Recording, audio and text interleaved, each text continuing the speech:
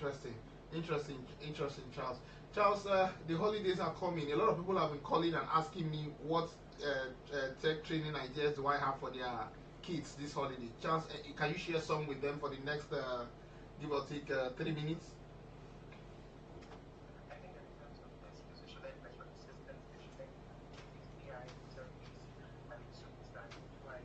Mm.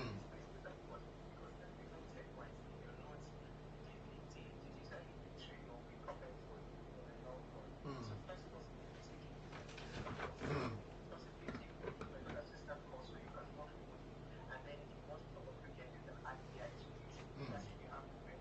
Mm.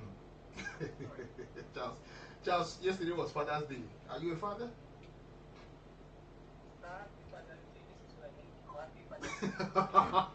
Have a nice day, Charles. That was my guest, Charles Attas. He joins me virtually. He joined me virtually, and it's been a robust conversation we've had so far. He talked about the digital. He talked about the digital broadcasting. He also talked about the digital address, which is the postal address, which we hear is going to be launched in October. The digital postcode system, which will be launched in October. Charles feels that is unnecessary, but I feel it's necessary. Now, he also talked about the tariff hike, and Charles was telling us that the hike, whenever there's a rumor, and you know we're in Nigeria, anything can happen. Whenever you begin to hear a rumor of hike, give it like 1 month or 2 months or 3 months, you definitely see the first hike, and then within the next 1 or 2 months, another rumor will start again, and then you hear the next hike. That's how we roll in Nigeria. Now, Charles also talked about the AI issues where companies are finding it difficult. He talked about infrastructure where companies are finding it difficult to scale up when they talk about AI, to take advantage of AI. Charles said, well, it's still about the funding, it's still about infrastructure, and that's a challenge that they are having. So, I'll be going on a short break. After the break, we'll be having my very special guest, a very, very special guest. She'll be joining me on the show in the next few seconds. We'll be discussing about Nigeria's migration to digital broadcasting. Just stay with us. Don't go anywhere.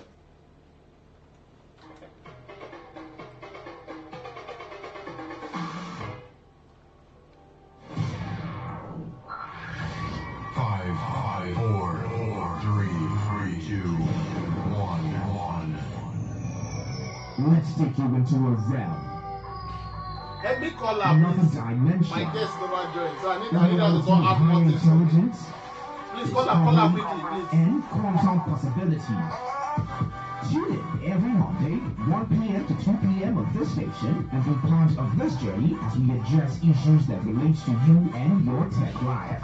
It is today's tech show on your premium talk, news, and sports station. Today, 95.1 FM.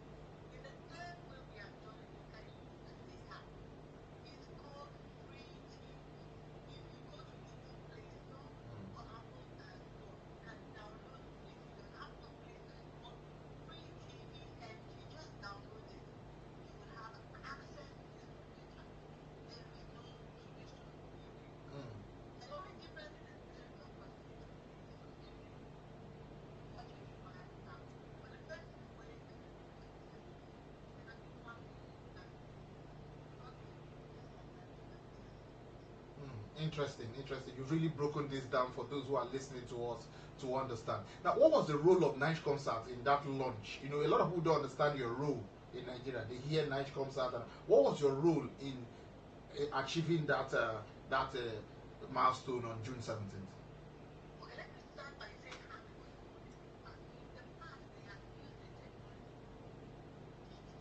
Okay. Yeah. Mm.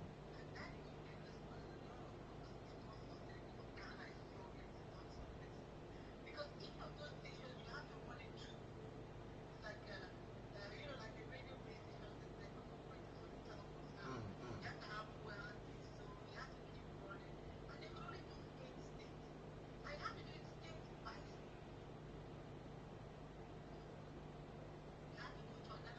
mm, mm,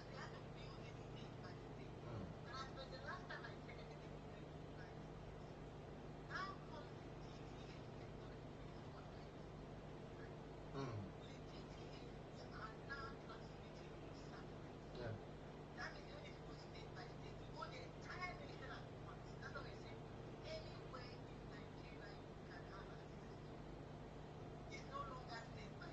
Mm,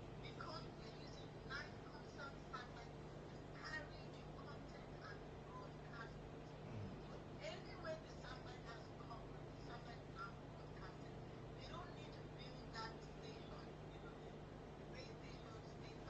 mm.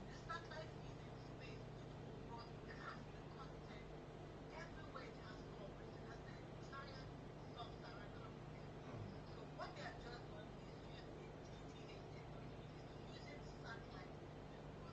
mm, mm.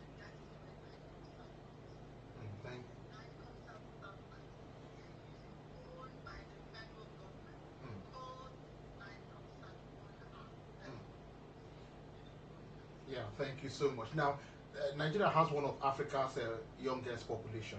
How can digital broadcasting create opportunities for young people in the media, technology, and maybe the creative industry? I know you've talked a bit about it at the first question I asked you, but because for the sake of young people who are listening to us now, how do you think this can help create opportunities for those within the media, within the technology, and within the creative space?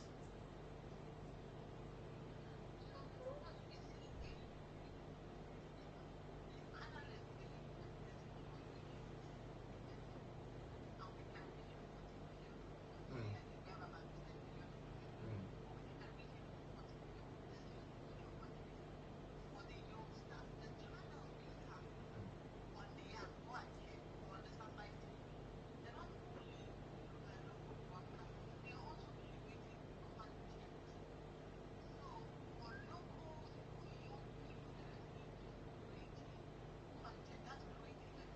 yeah.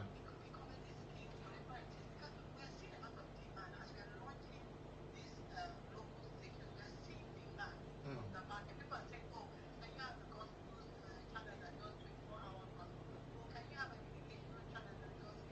mm,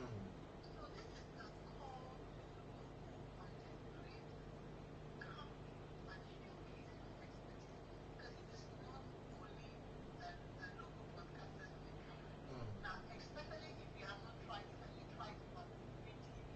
mm,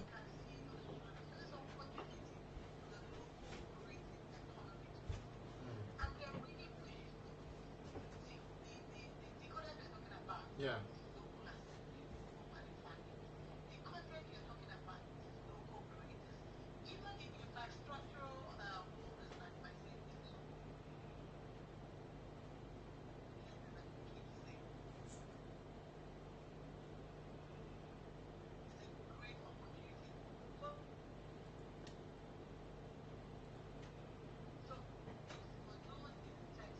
Yeah. Mm, than install. We're actually asking people, if you're in that space, come in, we want to support you. And we did some sessions last week just for installers in this space. We really want to support them because we want to support the local marketings. So if you're in the tech space, if you're in the creative economy space, there is a huge potential. Then of course, if you're also in the advert space. They will talk about audience measurement. Yeah. It's actually data analytics. It's having that data, helping broadcasters work with that data to determine how much they will charge for advert. So we see a huge potential all in this tech creative economy space just with this DSM. Interesting. Now, many people are concerned about affordability.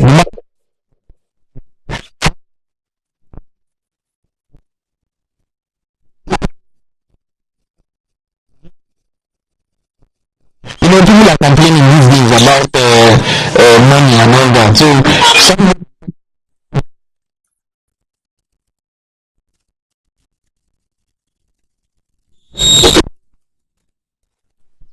Once, which is to get any decoder of your choice and find an installer to install.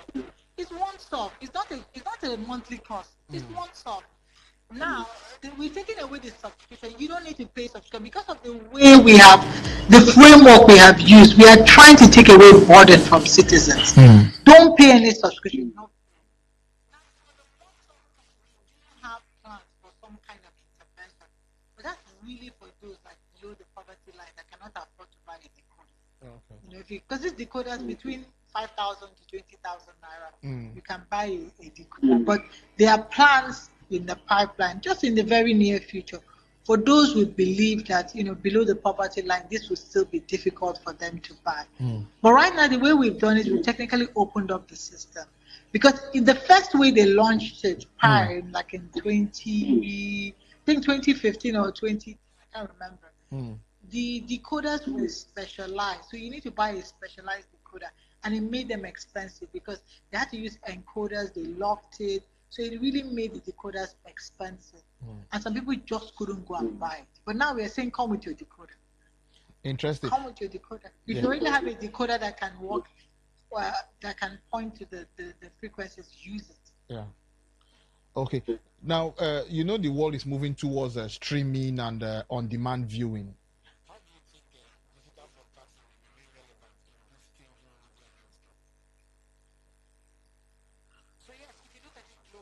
There's a huge demand for streaming services. Yes.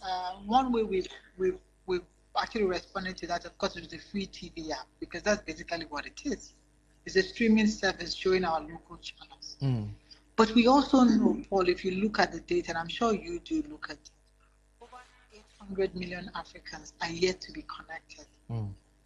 Nigeria broadband penetration, internet penetration is still not even up 50%. Now, if we use that solution alone, it's still a long way. That means there's still a lot of people. That digital divide, you can't bridge. They won't have access because they still cannot afford that data subscription. The analyst tells us that Sub-Saharan Africa is paying one of the highest amount for data. So that becomes a big barrier. So if you say you want to go streaming alone, then we are going to be cutting off almost 50% of the population from even coming close to a solution. And that's why we are always thinking of an inclusive solution. How can you always make it inclusive?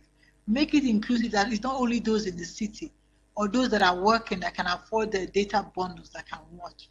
How can those in the village that don't want to be able to, they don't have the money, they don't have that disposable income to buy data, can have access to the service without, that limitation? And that's what we've done. And that's what satellite technology does for you, because you're broadcasting directly from the satellite.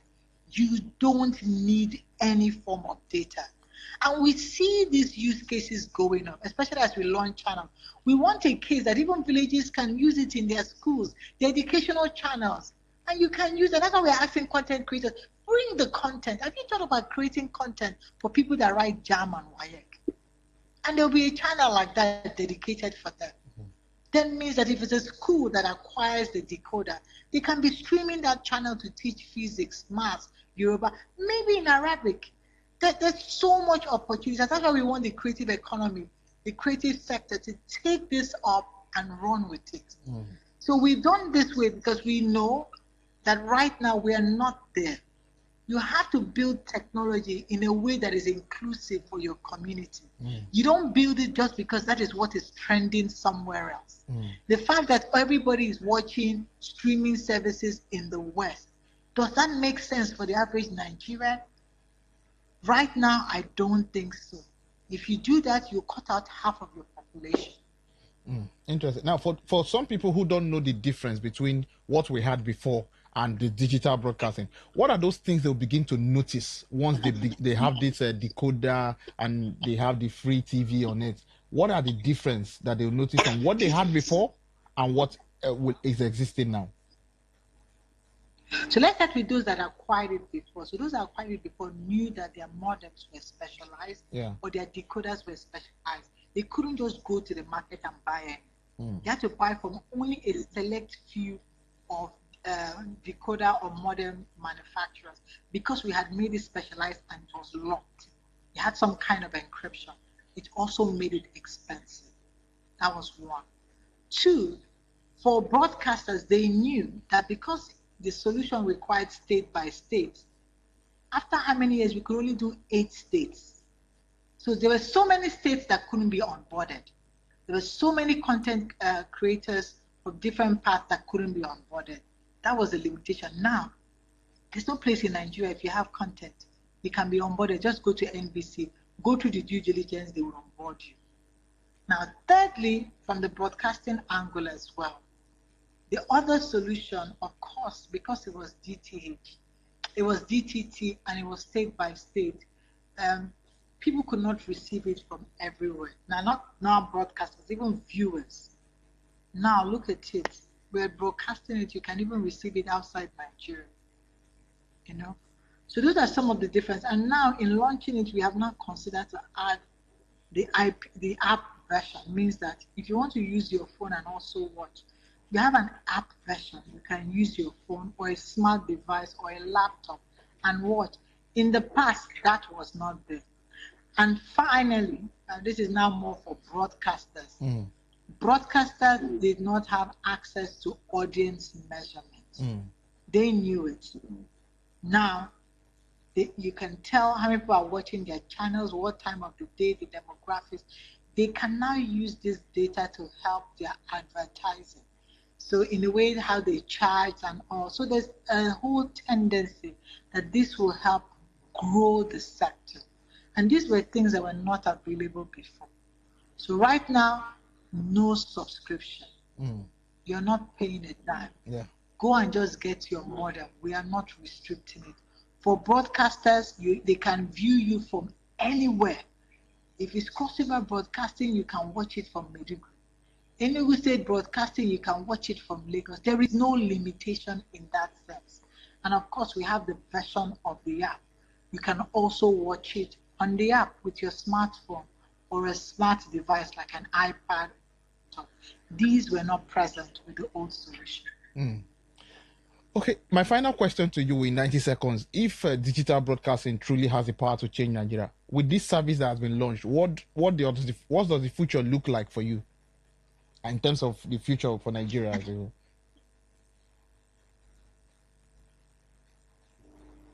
So with this service that has been launched, I think the future really looks bright. So one of the things we haven't also mentioned is the fact that by using satellite to do this, we have freed up some spectrum. And that spectrum can be used for broadband.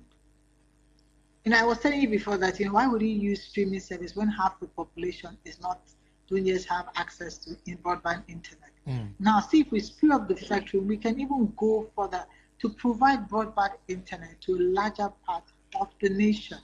So that's also a plus on the high level side. But I think what we have done is give the citizens truly, when you talk about the dividends of democracy, we have done it for the citizens on the broadcasting side. For you to give the subscription free, it means that citizens, no matter where they are, there's an equity in access. You can be in your village, somewhere in Maiduguri. You could be in your village, somewhere in Cross River. You could be in your village, somewhere in Borno. But you have access to information. The city, you would have access to information just like someone in the city. It enables you, it empowers you. No matter what kind of information it is, educational, entertainment, whatever, you have access just like that. And that is real equity. It is not now based on how much you can afford, the salary you earn. It's because we have not truly made it equitable access. That for me is truly, truly a revolution in itself. Jane Egatini, the MD CEO, Nigeria Communication Satellite. Thank you for joining me on the show as always. It is always a pleasure to be at your today's tech show, Paul. I really appreciate it. A shout out to all the listeners of 95.1 FM. Thank you so much. A pleasure. Thank you.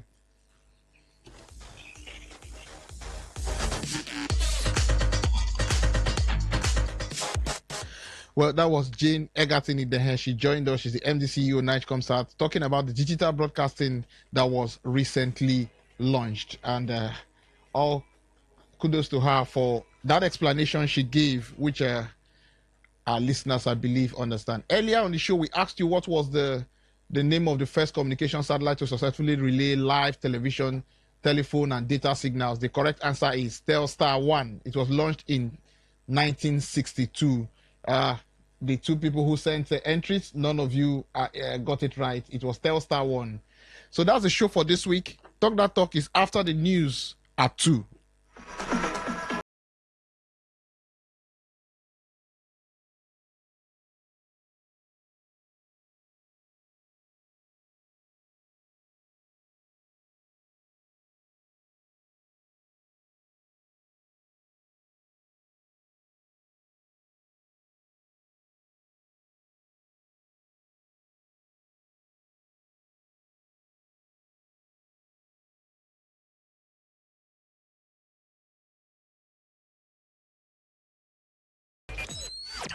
Talk radio. I listen to a lot of talk radio. 95.1 FM. Maybe home is somebody's smile when they look at you for the first time. Maybe home is being a home to something you love and adore with all your heart. And that is what life, friendship, and love are all about. Maybe home is listening to all of your favorite shows on Today 95.1 FM. We create memories. We inspire comfort. We are the voice of the people, and we are home away from home.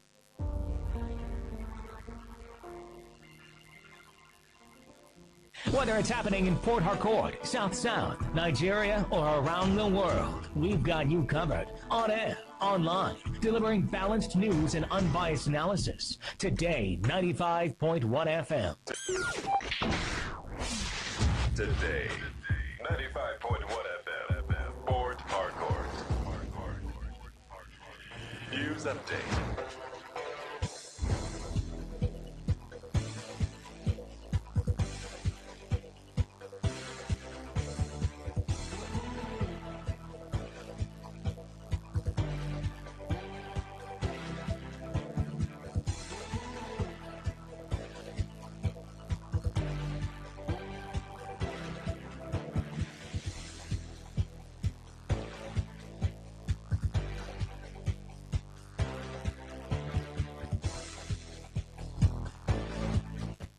Good afternoon. Here is the news update on Today 95.1 FM. I am Dawn Wilson. There are indications that the Senate may launch a formal probe into allegations made by Senator Adams Oshomole regarding the suspension of Senator Natasha Akpoti-Uduaghan as lawmakers prepare to reconvene tomorrow. Reports say the issue is expected to dominate discussions at an emergency plenary convened by Senate President Godswill Akpabio.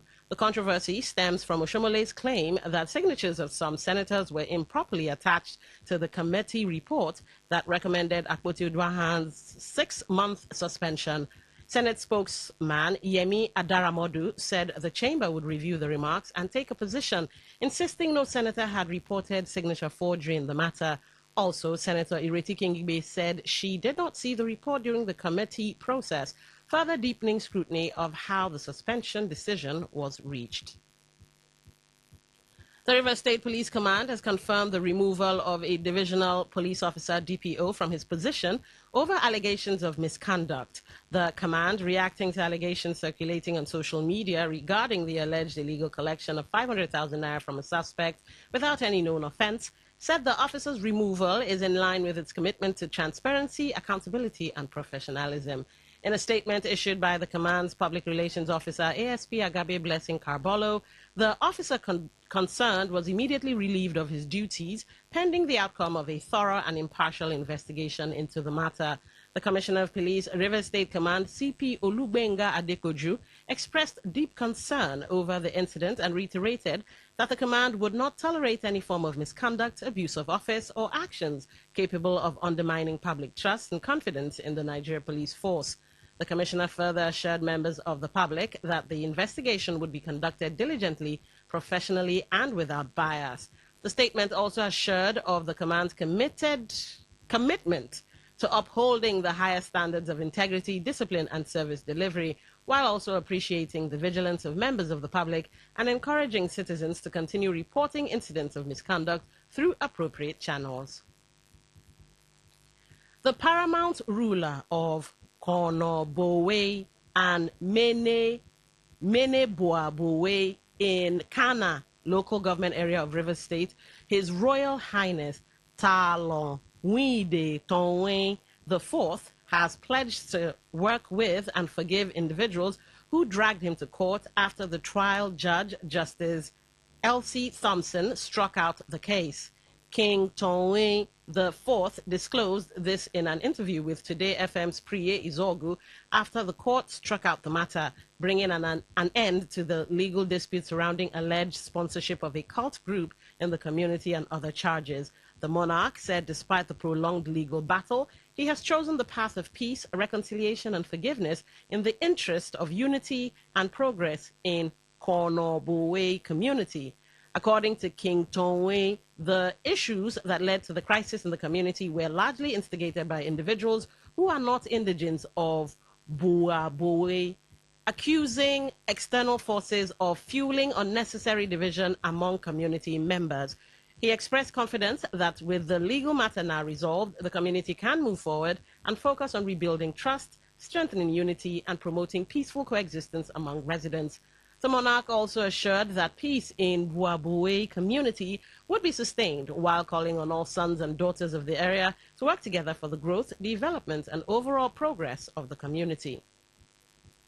On the foreign scene, China has imposed export controls on 10 U.S. companies involved in defense and rare earth mining, escalating tensions with Washington after the United States added dozens of Chinese firms to its military blacklist. Beijing said the measures were aimed at safeguarding national security and responding to what it described as Washington's egregious decision to expand its list of alleged Chinese military-linked enterprises. The affected firms include aerospace contractor Aviox, military vehicle manufacturer Oshkosh Defense, and rare earth producers MP Materials and USA Rare Earth. Under the new restrictions, Chinese exporters are barred from supplying dual-use items to the listed companies, while ongoing transactions must cease immediately. Separately, China's Finance Ministry announced that government procurement agencies would no longer purchase products from 46 U.S. firms, including Lockheed Martin, Raytheon, Boeing's Defense Division, General Dynamics, and Anduril Industries. The latest measures add to growing strains between the world's two largest economies, despite recent efforts by U.S. President Donald Trump and Chinese President Xi Jinping to stabilize bilateral relations. And that was the news update on Today 95.1 FM. Thank you for listening. I'm Don Wilson. Good afternoon. Today's news, today's entertainment, today's sports, today's issues. Today on Today 95.1 FM, Port Harcourt. Want to know what's happening? Get latest information in sports, politics, lifestyle, you name it. The frequency of choice. Today 95.1 FM. Today 95.1 FM. We serve you the latest update on everything. Today 95.1 FM. We are the voice of the people. The voice of the people.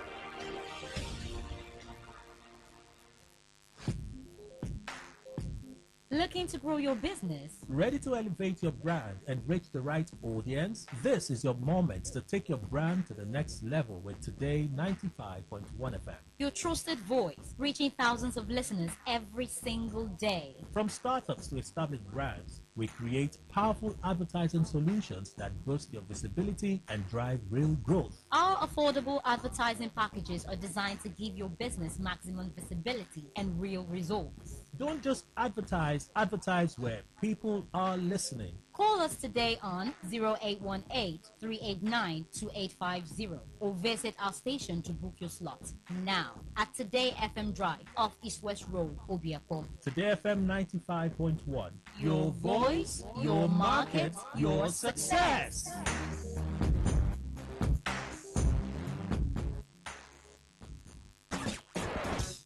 Live your truth. Express your love. Share your enthusiasm. Take actions towards your dreams. Talk your talk. And walk your walk. It was years ago. There's a statute of limitation on this stuff. Make today worth remembering as we discuss issues as it affects Nigeria moving forward. Talk that talk. Weekdays, 2 p.m. Exclusively on Today 95.1 FM Port Harcourt. Voice of the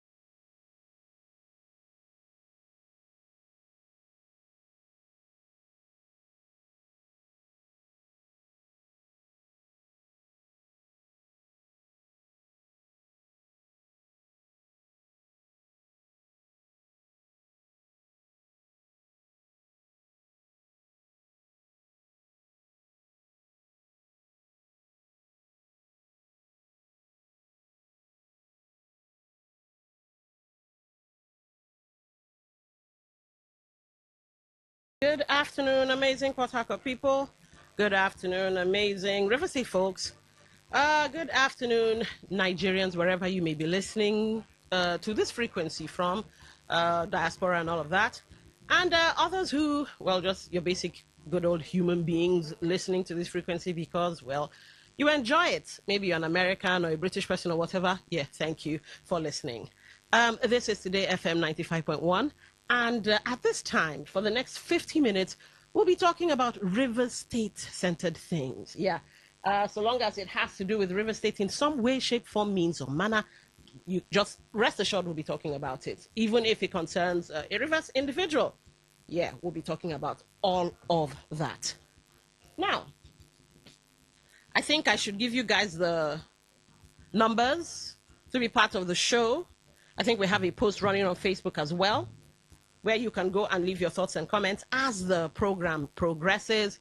And then when that time rolls around, yeah, we'll get your thoughts via the phone lines and, of course, our social media handles, because we need to talk about something important, an elephant in the room. Here are the numbers: 0810-9510-951, 0810-9510-951. For text messages, voice notes, and WhatsApp messages, 0701 9339962, 0701-9339-962. Now, to be part of the show online, YouTube, Today951 FM. That's on YouTube. You can watch, listen, and of course, comment. Today951 FM on YouTube. Facebook, Today95.1 FM. That's for Facebook, Today95.1 FM. Instagram, X, and Twitch all have the same handle. So whichever app you decide to use, all right. Today FM 951. That's it for Instagram, X, and Twitch. Today FM 951. You can also be part of the show via our website, www.todayfmlive.com, www.todayfmlive.com. Click Listen Live and you are in, be it your smartphone or your smart TV. All right. Then for apps, Tune In and Radio Garden can be found off of Google Play Store and the Apple Store. When you get said app, look for Today 95.1 FM. That's it. Now, for calls and voice notes, 1 minute, please. Brevity, levity is your friend. 1 minute.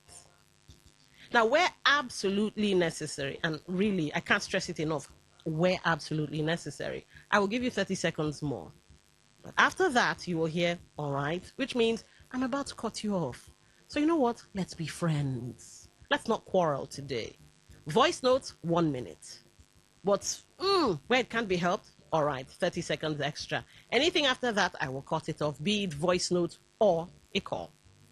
Okay, so we all know that on, I think, Saturday, we had by-election. I was in the Southeast Senatorial District, I believe. Seven local government areas? 7 areas were involved. Yeah, let's go with 7 areas. Were involved in this. We had, I think, Kana, we had Opobonkoro, I think Andoni and some other, I think there were about 7 or so. And there was a lot of rain. But it impressed me that people still turned out. When we checked on the news, the various newspaper houses that had covered the election, people turned out. And so I must applaud the River State folks that Menuna try. Under the rain, it was almost like when you what's that youth service song? Under the rain, under the sun, some youth corps song, and Nigerians came out in their numbers to vote. But of course, there's a but. Now, before I start dissecting the but, I want to play something for you guys. It's a 3-minute clip. And then after that, yeah, I'll bring in the but. All right, so let's listen to this.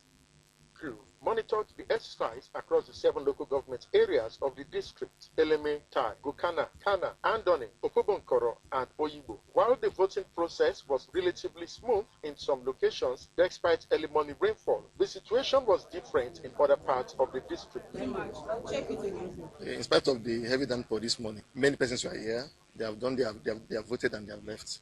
So it's going on peacefully. Diverse challenges, but overall, you can see the experience in this particular unit. The turnout is massive.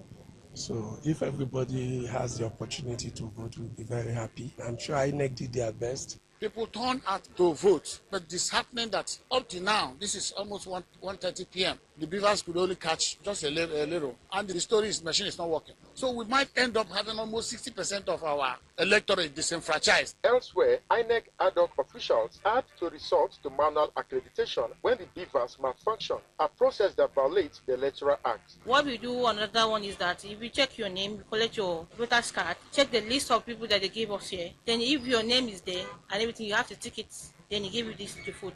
Voters expressed concerns regarding the integrity of the process ahead of the 2027 general elections. If we go this way and we approach 2027, it will be very unhealthy for our people. Thank God this is a by-election. At least we have the next 7-8 months to the general election. I will call on INEC to improve on this beavers. The turnout of voters in Gokana and Kana local government areas in Rivers State Southeast Senatorial by-election was impressive and peaceful as the people came out in their numbers to cast their votes for candidates of their choice. The election is very peaceful. There is really no problem here. The weather has slowly turned out a bit, but I think the weather is improving and the turnout is also improving. I think the people are committed to exercising their franchise, and in particular to ensure that they have their representation at the Senate. And so the enthusiasm in our people to ensure that is done is why you're seeing the people you're seeing here. The exercise is smooth. The people are out in spite of the weather. They are conscious about how important their vote is, and it is the reason they are up out to cast their vote. In some polling units, the exercise was delayed due to issues of malfunctioning of the beavers. What we have noticed is that the beavers is not the way it ought to be. For me, I did it in less than a minute. But for many others, it didn't work that way, and it's across the place. The biggest problem was that the capturing the ones that capture your face, the beavers, and it was just taking too long. It was it took us up to almost 1 o'clock before I was captured, and it took 20 minutes of shuttling me from one side to the other. And a lot of people got frustrated and left. The early one or two, very few times he changed your card and he rejected so many people. He accepts so many people and rejected so many. Voters urge INEC to up their games before the next general elections. All right, so ladies and gentlemen, that is the but. Well, that's where we're going to draw the but from. The elephant in the room. I have several angles to this, so let's break them down. The first one. In no particular order, the first one.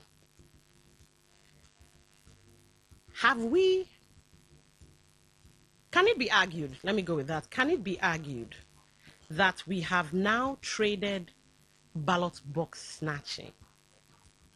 Where the circumstance arises, of course, but can it be argued that we have now traded ballot box snatching for technological glitching? Can it be argued? Where you see the chance to snatch the ballot box, well, okay. But seeing as we are edging so much closer, inching so much closer, so much more closer to tech running our electoral system, could this be the new form of ballot box snatching? So it now raises another question. Then are we really advancing democratically? Are we really advancing? Or are we just using technology as a modern mask for old logistical failures? In times past, maybe apart from, I think it was Maurice Iwu and the option A4 and this and that, in times past, there has always been one issue or the other. Before you know it, someone is heading to court. So is this going to be the new norm?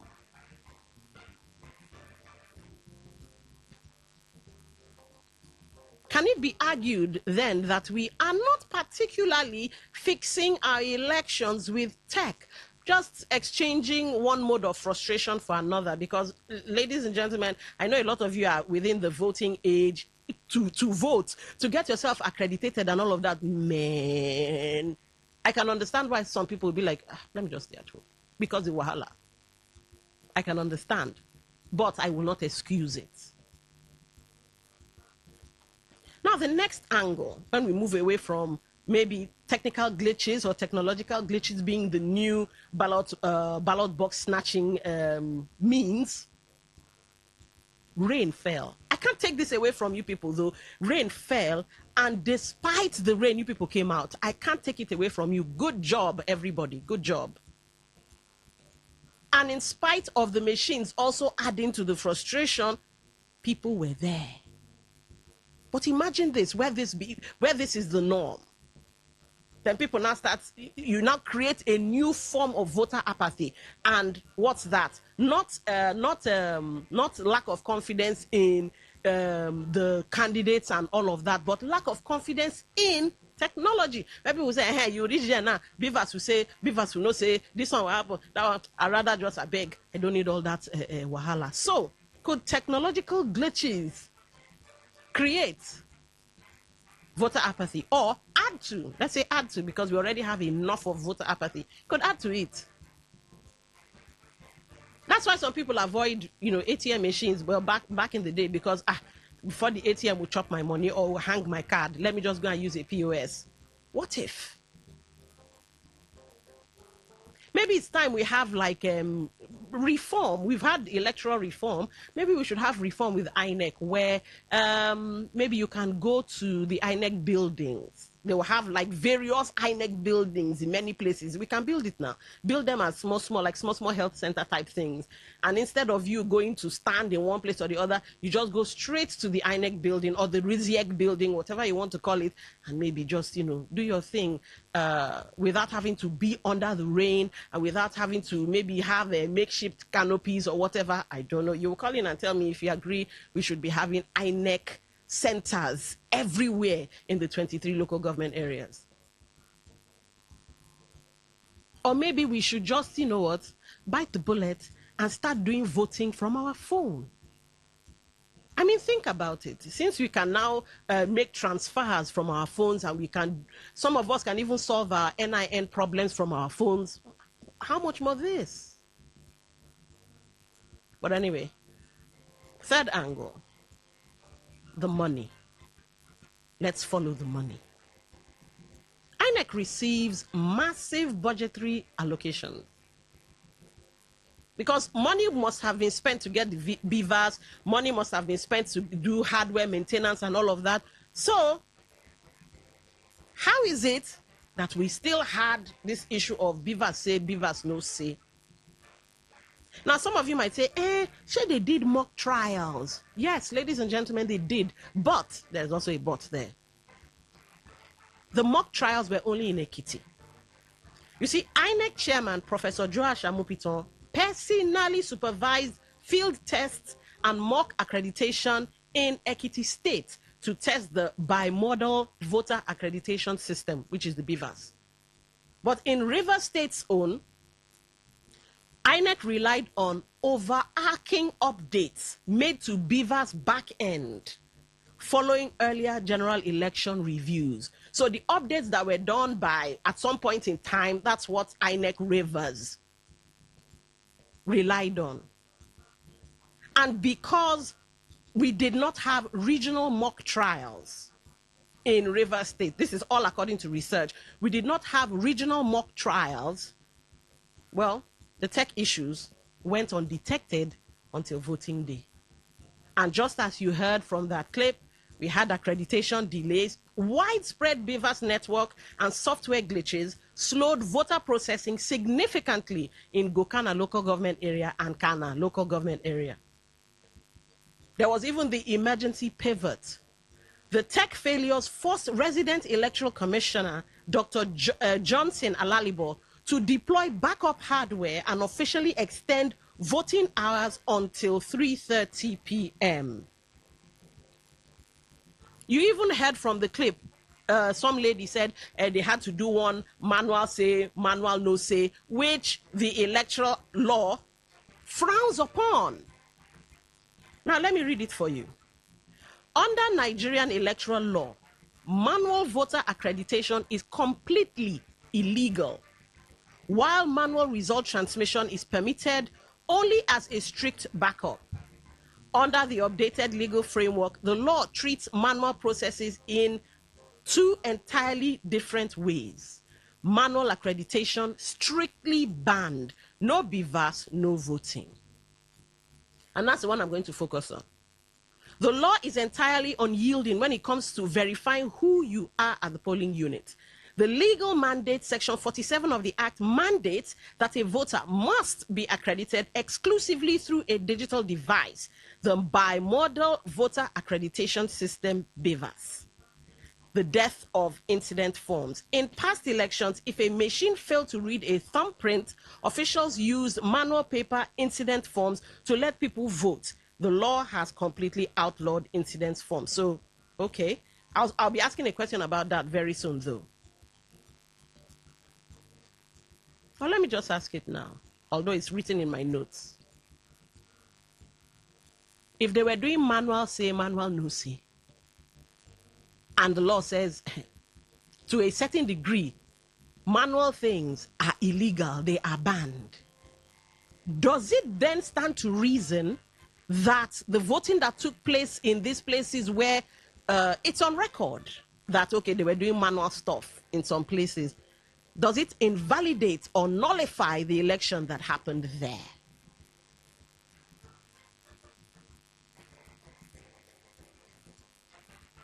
Now,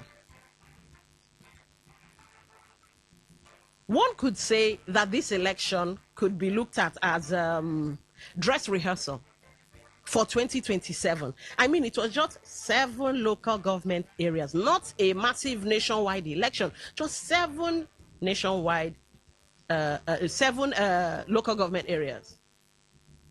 And still, they suffered from widespread hardware glitches and slow technician response times. So now, if INEC in River State, you can widen the net if you want, but in River State, INEC, if they cannot seamlessly manage a localized by-election in just one senatorial district,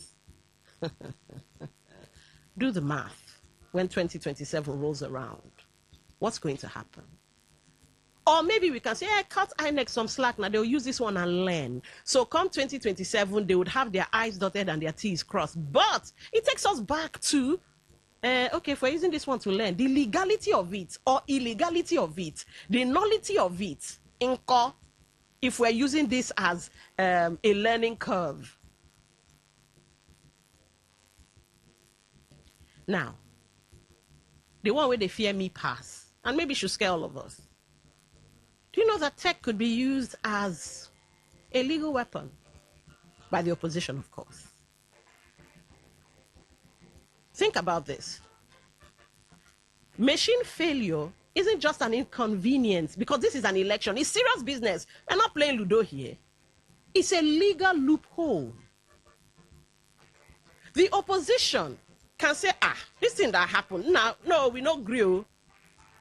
And would they be justified to go to court and say, there were bad machines and the INEC's technical glitches were too much and this and that, so they can use it as an excuse to go to court? And wouldn't they be well within their rights to go to court and say there were discrepancies? Discrepancies that cannot particularly be denied because news outlets carry the story that they did manual this and manual that. Or would the court say, well, you see, that's a gray area thing they do. Well, you see, if the outcome of those places would not have caused too much wahala in the overall elections, then we can allow it fly. Of course, I think that's a load of courts wallop, but well, they could say that, and well, we might just go home and say, okay, if these places it happened, then well, it's not such a big deal. It would not have affected the total results. Then okay. But something illegal may have happened, but let's brush it aside because the result would still have been the result.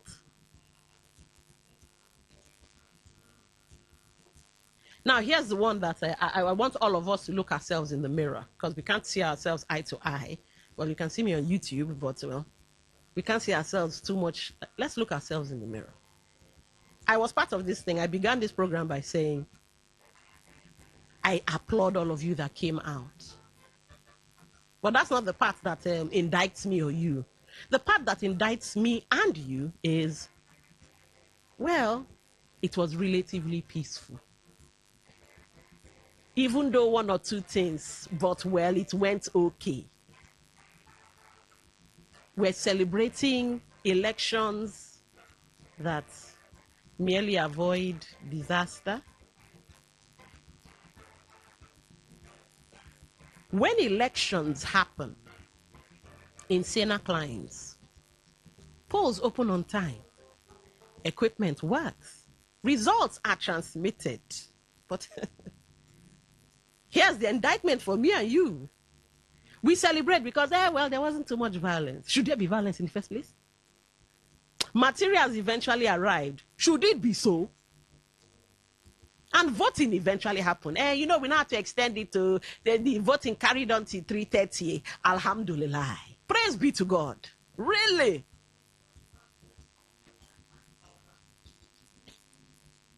It looks like we've been so henpecked and browbeaten by the Nigerian situation that we have unconsciously lowered our expectations of what a successful election should look like. Ladies and gentlemen, the Nigerian situation, poverty and all this, it don't beat us. So have you guys seen the video of the girl in Ekiti State that was holding 15K and was praising a particular political party, saying so party for life? Look at it, 15 pali. And I was just looking at her like, look at this, okay, look at this girl, look at this child of God, 15 pa. You think you are living in America where they still have $1 food, where they have 99-cent stores, We don't have 1 naira food here. We don't have 50 kobo food. That 15 pa, in 30 minutes it has finished. In fact, buying NEPA card is over. But you are celebrating it. That's the thing about we Nigerians. It's the wahala of Nigeria has so beaten us that, wow, we do not understand the extent, consequences of the choices we make. Sometimes the things we say. So yes, Alhamdulillah, the election still held. Results still came out, even though beavers. Have the dividends of democracy, or will something more fantastical happen come 2027 when the elections roll around? Anyway, I put out my thoughts. Let's get your own thoughts. Remember the numbers 0810-9510-951, 0810-9510-951 for voice notes, WhatsApp messages, and text messages. 0701-9339-962, 0701-9339-962. The River Southeast senatorial by-elections largely peaceful despite the heavy rains that tested voters' resolve. And that is worth celebrating. However, issues around beavers leaves little room for comfort. The elephant in the room. Let's get your thoughts. All right, looks like I missed that call by a hair's breadth. Do well to call back. 95.1, welcome to the show. What's your name? Where are you calling from? It's okay, and I'm calling from St. John's. All right. Okay. As regards the election that is happening, the thing that is happening is in very similar dimension. If you look at the results INEC turned out in Abuja, local government elections, and this one now, it's almost similar. If you look at that one, I think PDP got one. PDP got one in university. It's like somebody is behind this thing, writing it for these people, allegedly. But if the US politicians don't want to get the act right and let us reform the whole process, I think there's no need. They should just be the person that is writing this thing. We just go ahead and write it. But the disadvantage of it is that those people that will enter this position that are not that is not true the people, they won't give back to the people because they would rather give the channel that brought them in than the people. So somebody is protecting the people. So we have to stand up, and 2027 is the do or die. If not, we should pass more than this for the next 4 years. That's my tip. I still have a 9. All right, I wish you same. Thank you for calling. Talks our talk. Welcome to the show. What's your name? Where are you calling from? Robin Magda, the farmer. You say my name. All right. I'm calling from the Chase. Okay, welcome to the show. Lady Dawn, good afternoon. Good afternoon. Lady Dawn. Yes. Have you not seen the pictures, the videos of the houses that were donated, built and donated to appeal court judges? Have you not seen it? Okay. I'm asking, have you not seen those houses? Yes. I answered you. I said okay. Okay. Then, which person will a government build such a house and be gifted to that will not dance to the tune of the government in power? It's so funny. You see, some of us that we are talking, they say we are talkative. We are talking because we are hungry. We hold no position. Where are the civil society? Where are they? Where are the civil society? The government of the day, 7 months to election, you built houses, such houses in Abuja, and we are saying we're going to do election. Then we are doing election. It's a roof. Good afternoon. All right, thank you for calling. 95.1, welcome to the show. What's your name? Where are you calling from? Yeah, Lady Dawn. Yes. Yeah, Regina, I come from Quebec. All right, welcome to the show. Lady Dawn, what happened on Saturday election? I think for me it's not a surprise now. And it shouldn't be a surprise to Nigerians. Even though the whole Nigerians come out to vote, it will still happen now. It's not a surprise. But I want to tell Nigerians that what happened on Saturday is a very small thing, small, compared to what will happen in 2027. 2027 election for me, it should not be a surprise because it has been designed. The ruling party, the INEC and the ruling party have designed it to happen this way. And you are talking about going to court. Going to which court? The same Supreme Court will tell you that all those materials that you are talking about, that there is no law having it. Just like what they told us some time ago when somebody went to court about transmission of death at the district. They said there is no law. It is not covered in the Constitution. So they said that is the And when you talk about giving maybe INEC having small shops or having offices in everywhere, doing what? Doing the same thing now. It's only just to put those all right. structures.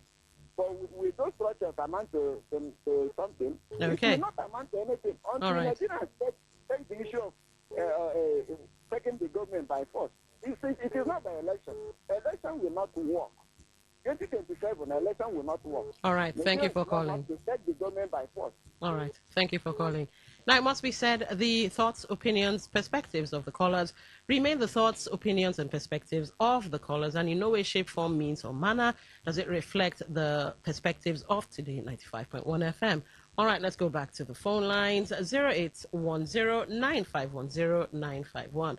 0810-9510-951. 95.1, welcome to the show. What's your name? Where are you calling from? Yeah, good afternoon, Lady D. Special Douglas, welcome to the show. Thank you so much, Lady D. Lady D, I'm particularly pleased at the election and the conduct of Saturday's election. Because before that Saturday, we already knew that the election was a family affair. Like when Priye hosted the show that Friday, was asking what it's going to be. I made it known that it was a PDP affair. It was for PDP candidates to win because there were only 4 candidates for the election, and those 4 candidates were in the Rainbow Coalition. So what we should be worrying now is the registered political parties. Why was it only these 4 that participated? Why didn't the rest participate? There was NDC, there was ADC, and all whatnot. Why were they not part of the election? You see, this issue of election malpractice or whatever should not be blamed on INEC. It should be blamed on these people who fly up and down claiming that they are politicians. Special Douglas, sorry. Let me tackle you a little bit. It should be blamed on the politicians. Were the politicians in possession of the beavers? Were the politicians supposed to run mock trials? I'm coming to that now. Beavers malfunctioning. Is it an issue to blame anybody? That is a technical issue. It is mechanical. It's a fault. Nobody has the say to do. Okay, now let us say anything went wrong. For whose advantage? The election wasn't against anybody. It was a family affair. Even the 4 candidates knew that it is PDP that would win. So all right. Who will the INEC rig against all 4? All right. You understand me? It was Labour Party, AA, PDP, and APC that contested the election. Yes. They knew me, I'm not from that senatorial district, but I already knew before that day that it was the PDP candidate that will emerge. All right. So there was no confusion. It was a free and fair election. So but yes, because it was a mechanical issue, electronic issue, it came and functioned. So all right. That the issue is not about INEC, it is politicians. All right. Thank you for calling. Thank you for calling. I get you. Thank you for calling. All right. I didn't want to really join issues with Special Douglas because I also did a little research into what happened in Ekiti State. And according to the research I did and some videos I watched of a particular broadcast house, somebody had an issue. The beavers was kind of glitching and giving them issue. Remember, I told you that they also did mock trials with the beavers machines in Ekiti. And the reporter was on ground and said, somebody says they've been having issues with getting accredited and this and that. And the INEC staff said, no, stay here. Time the event. And they decided to accredit another person. 11 seconds. Google it. It's on there for you to see. 11 seconds. So minus that one spotty incident in Ekiti that had mock trials. 11 seconds. other broadcast houses 2-3 minutes, but accreditation happened. But when it reached River State turn, Special Douglas is saying, well, you see, it was a technological glitch. How come Ekiti wasn't the same? All right, let's go back to the phone lines. 0810-9510-951. Talk that talk. Welcome to the show. What's your name? Where are you calling from? Yeah, this Dixon calling from this spot. Go ahead. Yes, when you see the election going on in Nigeria now, you know that the mission of the INEC chairman is just to kill, to steal, and to destroy Nigeria. Therefore, we cannot get it right in our elections anymore. Just look at what happened in Rivers, and somebody is defending the INEC as the fault of the politicians. Stay on topic. Stay on topic. Leave Special Douglas alone. Yes, it's good for us to say because the mission of the INEC chairman is just to kill, to destroy Nigeria for no reason. If they say they're on ground, INEC should allow everybody to vote and let the vote count. Let's know who is on ground, who is not on ground. Not when you do the election for Tinubu, tomorrow you say Tinubu is on ground, nobody can win Tinubu. They should allow Nigeria to vote election, that you can't be. Every election should be free and fair. All right. What happened is that Dr. Fabeke is crying. And Okay. they said it's a Rainbow Confusion family or Rainbow War. And Dr. All right. Fabeke is crying that he's going to court. Okay. Is that an election or a selection? All right. If you want to do election, let's do election. Let's not just do selection that somebody. Okay, you said before the day of the election, you have known that PDP has won already. All And right. That one on election. All right. Thank you for calling. People are doing a 95.1. Welcome to the show. What's your name? Where are you calling from? Yeah, good afternoon, Lady Dawn. Good afternoon. What's your name? Where are you calling from? I am KMO. All right. Go ahead. Dawn, you asked a question. You said if you have traded ballot machines to Technological glitches. yes, I would say yes. The ruling class have made it so. And you also commended the people for turning out. I also agree with you, but I will tell you that during elections, we have three persons to commend. You have the electoral umpire to commend. You have the two sets to commend, and also the people.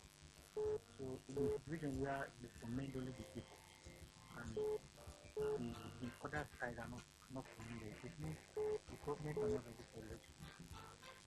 Now, what was the process? When was the transmission? When did they make that transmission? Was it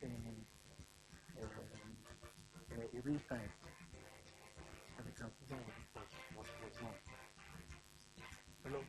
I can hear you. Go ahead. When was the transmission wrong? So I think coming 2027, we need to have independent body to 25 givers.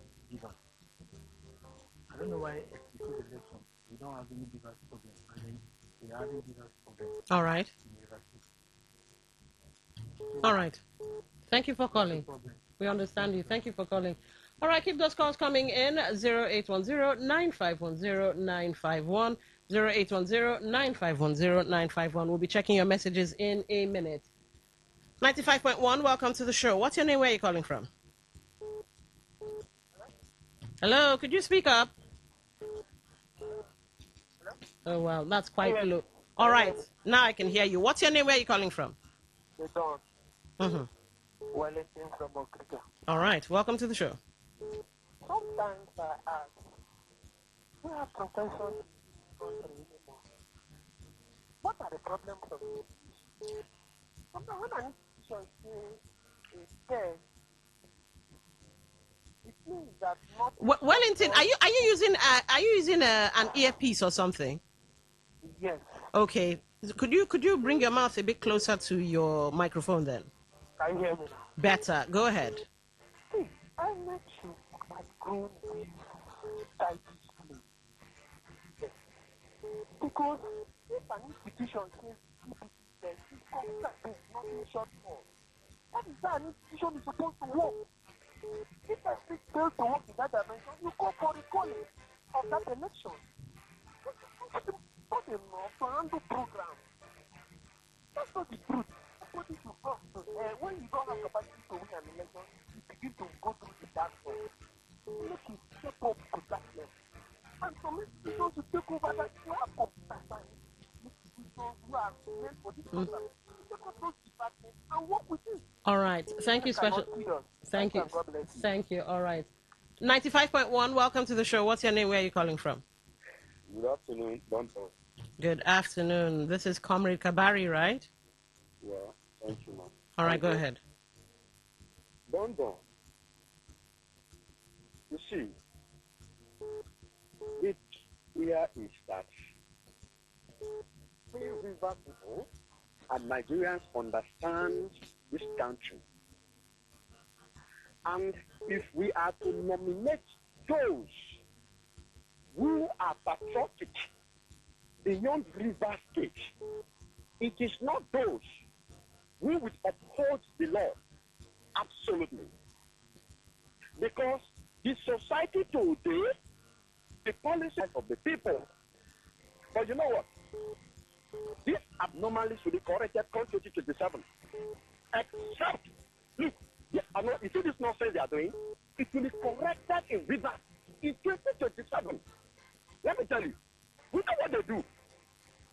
What they do is to intimidate. They intimidate the knowledge of the security agents. But you know what? Of course, in today, and I know that the present governor has thrown it away, isn't it? So that's not just an effort. So Wike and his clique, so-called rebel coalition, think they can do anything, and actually they do, and get away with it. All right. But you know, Rivers people, Rivers State here, Rivers State elections can only be visible when you have a Amechi in the concept. And if Amechi is there, Wike is there, then election is complete. But where there is one of this, there is no election. What contended with them? You, Monidondo, you do not have the imagination of how Rotimi will be rooted in Rivers State. All right. Are you with me? Whatever happened in Rivers Southeast Territorial District is next. And it cannot in any way reflect or the intention or decisions of the authorities. All right. Let them. All right. We are going to the Cuba. All right. Thank you for We are calling. going to the Cuba. We see it here. All right. All right, let's get into some messages and see if we can go back to the phone lines. Let's start with this one from WhatsApp. Don't agree to the people of Southeast Senatorial District did the off-cycle election with politicians who took advantage with high level of rigging by votes buying with cash. And that of Ekiti State governorship election too, there was massive vote buying, taking advantage of the malfunctioning of the BVAS machines, and INEC who deliberately delayed the uploading of the election results into the IREV portal till 10 p.m. in the night. By 3 a.m., the results were announced to their favorite candidate. The 2027 election is set for them. Which way, Nigeria? That's from Woke from Port Harcourt. All right, let's get into this. You didn't put your name, but you say, abeg na, when are we supposed to go pick up our PVCs? Well, I guess you need go to the INEC office and then see if your PVC is ready or if it's there. Go there and pick it up. All right, let's take this voice note. Yeah, good afternoon, Don Wisi. How are you? Yeah, I remain Radio Senate President Cambillion reporting from Abuja. For me, what happened in Rivers State is not an election. Yes, it's online, it's everywhere. It's very obvious. Viva did not work. It's from INEC. That was deliberate act. They just program it to not work so that they will do their manipulation. And it's I don't know, Rivers State is going to be an interesting state for this next year coming election. It will happen over and over, the rig election here. And the Amechi and the ADC should open their eyes because they are selecting for vice. This thing should serve as a lesson to him to shine his eyes in his own state, because if he did not deliver article in his own state, means he should retire from politics. Because the other man, he will not allow anybody to win without rigging. So almost the same thing that happened in Edo State. After the vote finish, 2 hours before they begin to send this into IRF, the result. This is when they manipulate what they did. So to me, this is a scam. The election on Saturday all over Nigeria was a scam. So opposition should wake up, because court is not working. They should wake up. We must take our country back in 10 billion. All right, thank you, in Cambillion, for that one. Let's take this message, check the WhatsApp portal, the voice text message portal, and see. Most of the people shouting corruption today and insulting INEC were and are willing partakers and beneficiaries of examination malpractice. All right, and that's from DJ. DJ, thank you for making me laugh. That was funny. Transport fare is to INEC. Transport fare is okay. The PVC person. Transport fare to INEC office is expensive. I don't want to go, and they say it's not ready. Well, at some point in time, you're going to have to go. No matter how you dilly-dally, at some point in time, you're going to have to go. Just make sure it's well before 2027. If you can't make it now, well before 2027. All right, let's see text messages and we'll check Facebook. Good day, Dawn. Delay in result upload and the inefficiency of the BVAS machines have been set aside as a tool to rigging the 2027 general election, and this calls for concern to the general public. All right, that's Mr. Dennis. The bar, was there indeed a contest? It was a stage rehearsal for 2027. It would only take God's intervention for us not to American wonders. This is how our votes would count. There is always an end to impunity. Man proposes and God disposes. And that's from Kanu. All right, Kanu, thank you for that. Okay, I'm done with the messages. Let's go back to the phone lines and let's see if I can find anything on Facebook. Numbers are 0810-9510-951. Talk that talk. Welcome to the show. What's your name? Where are you calling from? Lady Dawn, good afternoon. Good afternoon. Honorable Chris. Oh, Chris, could you speak up, please? Yeah, this is Honorable Chris. Oh, Chris, I'm calling from Port Harcourt. All right. Welcome to the show. This kind of a thing, just because of what makes me and my former landlord nearly have problem where they will bring pulling unit to his kitchen. Where you hear this one, the landlord pulling unit. Anytime you want to vote, just press here. He say press here, put it here. If you refuse to press, we give you quick notice. So to me, what is going on in River State, I am telling you, what they are doing there is nothing like an election. If I send any of the clip, you won't vote. You not even advise any of family to go and vote again. What is happening in that polling unit? That one now, one man polling unit, where they will carry it and put it in his kitchen. Everybody, any time you vote, they know who you are voting to. That one a business. You see, they are quarreling, fighting because of over polling units in their kitchen. That one no be INEC polling unit. That one landlord polling unit. Let them continue. All right. Thank you for calling. 95.1. Welcome to the show. What's your name? Where are you calling from? Hello, Don. This is Onyabara Dennis. All right. Welcome to the show. You know, if you are aware or conversant with Zebudiah's drama in the 70s and all, they were all over Nigeria. New Masquerade. Zebudiah taunted Green Gori, Akabog, of a Court 4, his houseboy, who acted that he was foolish. He will ask him, how many times will a mosquito bite you for you to be purchased cockroach net? I am asking you, Green Gori Akabog, how many times a mosquito bite you for you to be purchased net? Are you foolish? Foolish of Undolumbe? Where will we be every year? This thing is repeated every year, and people say they are doing a election. Listen, if somebody can just be placid to a level. Igbo man says, if your fellow man challenges you, challenge him back. If a strong man comes, go slap him on his chest, carry him and lift him on the ground. Next time, he will never near you. That's the proverb, and it holds true. Thank you very much. All right, thank you for calling. 95.1, welcome to the show. What's your name? Where are you calling from? Good afternoon. Good afternoon. Okay, for me, if all Nigerians will be like me, in the day of election, all of us will be assembled in a mass as a protest. Instead of we to vote, we will use it as a protest, peaceful protest. Then, mark it in somewhere that this APC will bring revolution in Nigeria. Hello? Okay, looks like there were some issues with that call. We have 1 minute. Okay, who will be our one lucky winner? This is not one chance, but one lucky winner. 0810-9510-951. All right. You have 1 minute. What's your name? Where are you calling from? Hello? Hello, 1 minute. What's your name? Where are you calling from? I'm calling from Port Harcourt. All right, go ahead. What's your name? My name is Michael. All right, go ahead. Hello, Michael. Okay. Well, I guess Michael has his network has dropped. Let's see. 95.1. Welcome to the show. What's your name? Where are you calling from? Yeah, I'm still West. I'm calling from Port Harcourt. All right, you have 1 minute. Go. The problem is from we, the individual. It's inside us. Look at the amount whom they declare a winner today. One of his cousins has been criticizing this government, saying they are bad.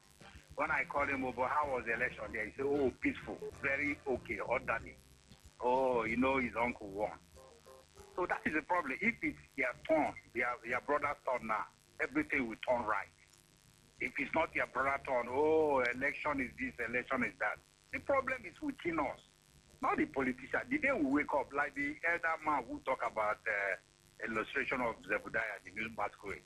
The man just said it all.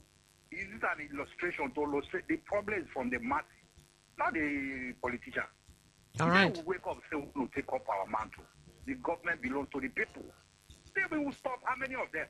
Then we stop this rubbish. All right. So when you reach here, everything is okay.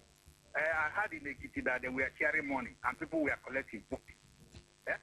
Because the same government that you say they are this, they are this, you are voting for them. So let us continue to speak. Any day we wake up, it's our money. Thank you. All right, thank you for calling. And on that note, this is where we have to bring the show to a close. Like I always say, interesting things always come to an end. Up next, news in 60, and of course, Uvi Wallace to come and tell you. I hear there are some really good-looking guys in the World Cup. You don't answer me. Okay, you're not answering me. You say, okay, that's not why you're watching the World Cup.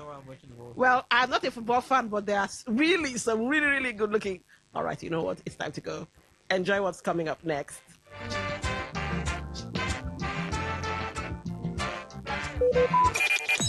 Talk radio. I listen to a lot of talk radio. 95.1 FM. Today's news in 60. The federal government has launched an expanded air cargo corridor linking Nigeria with key markets in East and Southern Africa through a new partnership with Rwand Air. Data from the Nigerian foreign exchange market shows that the naira traded at approximately 1,363 naira 41 kobo to 1 United States dollar during Monday's session. The Nigerian Communications Commission, NCC, and the Corporate Affairs Commission, CAC, have announced new regulations aimed at strengthening oversight of ownership changes within the telecommunications sector. Company income tax payments by manufacturers fell by 68.25% year-on-year to 74.48 billion naira in the first quarter of 2026. On the foreign scene, oil prices dropped today as optimism grew over ongoing diplomatic talks between the United States and Iran, aimed at easing tensions in the Middle East. Today's news in 60. In 60. Talk radio. I listen to a lot of talk radio. 95.1 FM. 95.1 FM. Voice of the people. And we're back.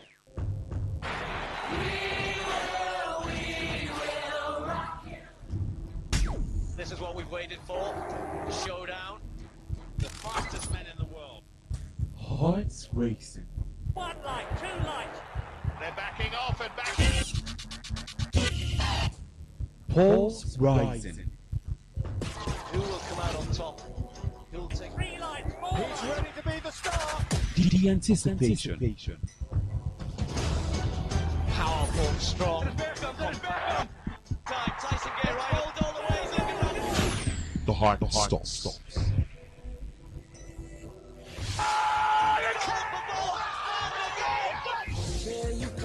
Catch the Sports Gang on Sports Attack Mondays through Fridays, 6:30 a.m. and today's Sport Live 3 to 4 p.m. and also on the weekends 1 to 6 p.m. Only on your premium sports radio. Today, 95.1 FM. Hello, my name is Kanu Wanko, aka Papilo. For the latest and trending sports stories, always listen to Today Sports Live on Today 95.1 FM Port Harcourt. My name is Gianni Infantino, FIFA president. For the best of sports, always listen to Today Sports Live on Today 95.1 FM Port Harcourt.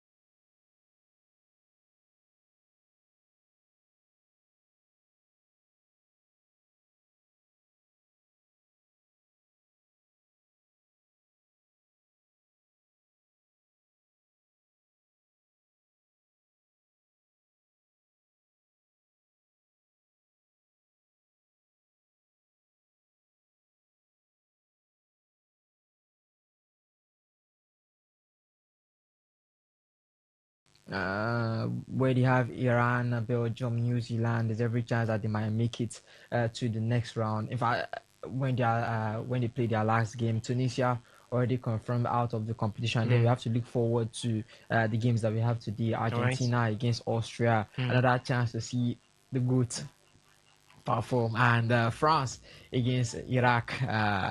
Chance for France to seal their place and to maybe see the GOAT in the making. When you go to the making, we're talking about Kylian Mbappe. Yeah, Yeah, Kylian Mbappe with the goat in the making. And then we have to look at forward to tomorrow's games, where we'll see the African teams trying around teams of Algeria and Senegal. But with that, I say good afternoon and welcome. All right. Good afternoon once more to you, Ovia Wallace. And good afternoon to the city of Port Harcourt. Ladies and gentlemen, you're listening right now. You can be part of the conversation at any point in time. Remember, the SMS and the WhatsApp portal is always open for you to drop your reactions. And for that, the numbers are 0701 933 9962, 0701 33962. Yes, it doubles for the SMS and the WhatsApp portal. And for the phone line, you can take it down when we throw open the phone line. You could talk to us right here, bringing in your thoughts, and we'll take them as they come in live and handy. 0810 951 0951. That is 0810 951 0951. Do not forget, you can also join us via our social media handles. On YouTube, we're live right now, so you can go there and see exactly how it is right here in the studio, what is transpiring, how Uvi Wallace is looking, how Osas is looking right here in the studio. So for the YouTube channel, it is at Today951FM, at Today951FM. On Facebook, you can catch us at Today95.1FM. That's the Facebook page right there. And over there is a post for you to react to, a promotional post right there. So you can go there, search for it, and react to it. Remember, you must like the page first, then you can search for the post and react to it. We're talking about what happened yesterday or early hours of today, talking about Africans right there at the 2026 FIFA World Cup, and we're asking, are you very much impressed with the performance of African teams right there at the 2026 FIFA World Cup? And looking at Lamine Yamal, also has joined Pele as one of the youngest players to record a goal right there at the FIFA World Cup. And we're asking, how far can this teenager go? Can he go all the way to break records and maybe become one of the youngest players to win the FIFA World Cup in this particular 2026 FIFA World Cup? So you can react to it, and we'll take your thoughts from there as we go on the show. On Instagram, you can find us at TodayFM951, the same handle for X, TodayFM951, and as well as Twitch, TodayFM951. You could also listen to us via our website, which is www.todayfmlive.com. So go over to the homepage or menu list and click the listen live button, and you can connect with us audio only, or you could also connect with us via the radio apps, TuneIn, as well as Radio Garden app. So search for Today 95.1 FM, and you could connect with us. You will connect with us as we go on the show. So ladies and gentlemen, a lot to talk about this beautiful afternoon. No time to waste. Let's get down to business. aka Papilo. For the latest and trending sports stories, always listen to Today Sports Live on Today 95.1 FM Port Harcourt.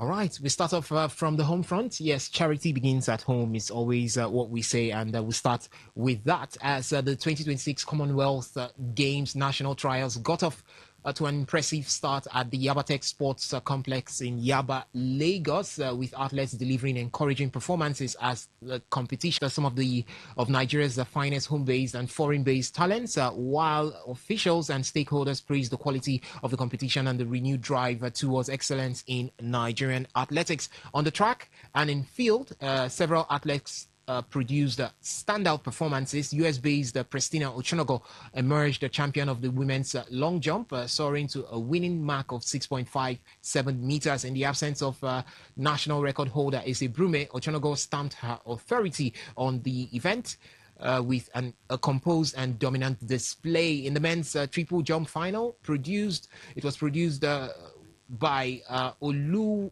Olua Akindumbi, and it was a huge one there as he turned out 16.08 meters to secure victory in that particular one. 5 female athletes achieved the qualifying standard of the prestigious Ben Agazu Excellence in Athletics Prize after delivering impressive performances in their women's 5,000 meters event. And leading the field was Vivian Obadiah of Delta State, who crossed the finish line in a personal best of 17 minutes and 24 seconds to claim victory at the tightly contested race.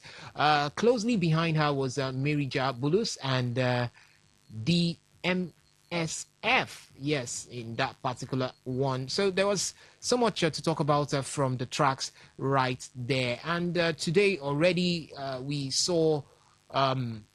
Or we have seen the 100 meters men's event come through. It wasn't, they weren't able to conclude it yesterday or have it yesterday due to some technical reasons. But for today, it's up and running, and we already have good news coming from various athletes right there, as the likes of Favour Ashi, Chidera Eziaku, Fakorede at Dekalo, Tijiri Godwin, and Enoch Adegoke have all qualified for the semi-finals of the ongoing national trials at the Yabatek Sports Complex. So for Favour Ashi, he had the best time in his heat, and that was 10.24 seconds. Eziaku posted the 10.26 seconds, and Fakorede Adekalu posted 10.29 seconds, and Tejiri Godwin had a 10.31 seconds, while Enoch Adegoke had a 10.42 seconds. So that's how things are. We'll continue to report to you everything coming from that particular center there at the Yaba Tech Sports Complex. Yes, and it is the Commonwealth trials. So we'll let you know everything happening from there, and those who will be representing Nigeria at the Commonwealth Games in Glasgow, yes, Scotland. So that's exactly how it is. We'll leave there right now to look at other things that happened over the weekend, and it is straight up into what we call the world of tennis.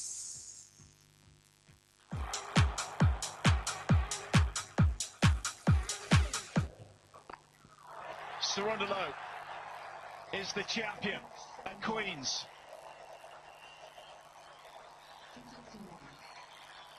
What a finish, what drama. Wraps it up on his 5th championship point. It is the biggest title of the Argentine's career, his first at ATP 500 level. Yes, so that was Francisco Cerundolo, as he became the first Argentine to win the HSBC Championship at the Queen's Club in London, battling back from a set and a breakdown to defeat Tommy Paul 6-7, 6-4, 6-2 in the final of that particular one. So it was a huge run for the man Francisco Cerundolo, as in the semifinals he defeated American Brendan Nakashima 7-6, 6-3, 6-4. In the quarterfinals he defeated Otto Ferry 7-6, 3-6, 4-6 to move on, and that was the fairy tale run of the man Francis Cerundolo. On the same day, we also had another Francis this time doing it, and this is Francis Tiafoe, the American, as he beat fellow American Taylor Fritz 6-4, 6-4 in an All-American final at Aces, and did not face a break point on the way to his first title of the year, his first ever on grass, and his 4th overall title. So he also became the first American to win the singles title in the history of the Terra Votman Open since its inception in 1993. So big one there for Francis Tiafoe, but he had great words for his fellow American Taylor Fritz, as he says, congratulations to Taylor Fritz, and hopes to see him bounce back big right there at Wimbledon. You know, first I want to congratulate Taylor for a great week. Man, we played many times since the juniors and had so many battles. It's great to see you playing so well after your long knee injury and come back on grass and picking up where you left off. So congrats on these last 2 weeks, and keep going, brother. Go this one, and let's get ready for SW19 here in a week.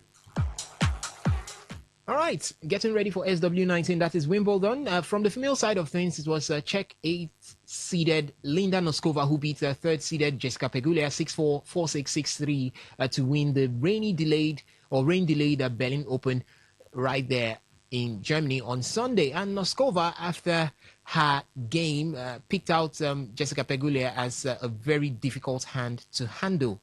Yes, she did handle her properly in that final, but it wasn't an easy one there for Linda Noskova. Well, wow, what a week. I will obviously want to first of all congratulate Jessie. You're an incredible and very tricky player to play on whatever surface. So yeah, really good week for you and your team. So congrats. It was really tough to play you in the final. All right, Noskova followed up her singles victory by also capturing the Berlin doubles alongside partner Ekaterina Alexandrova.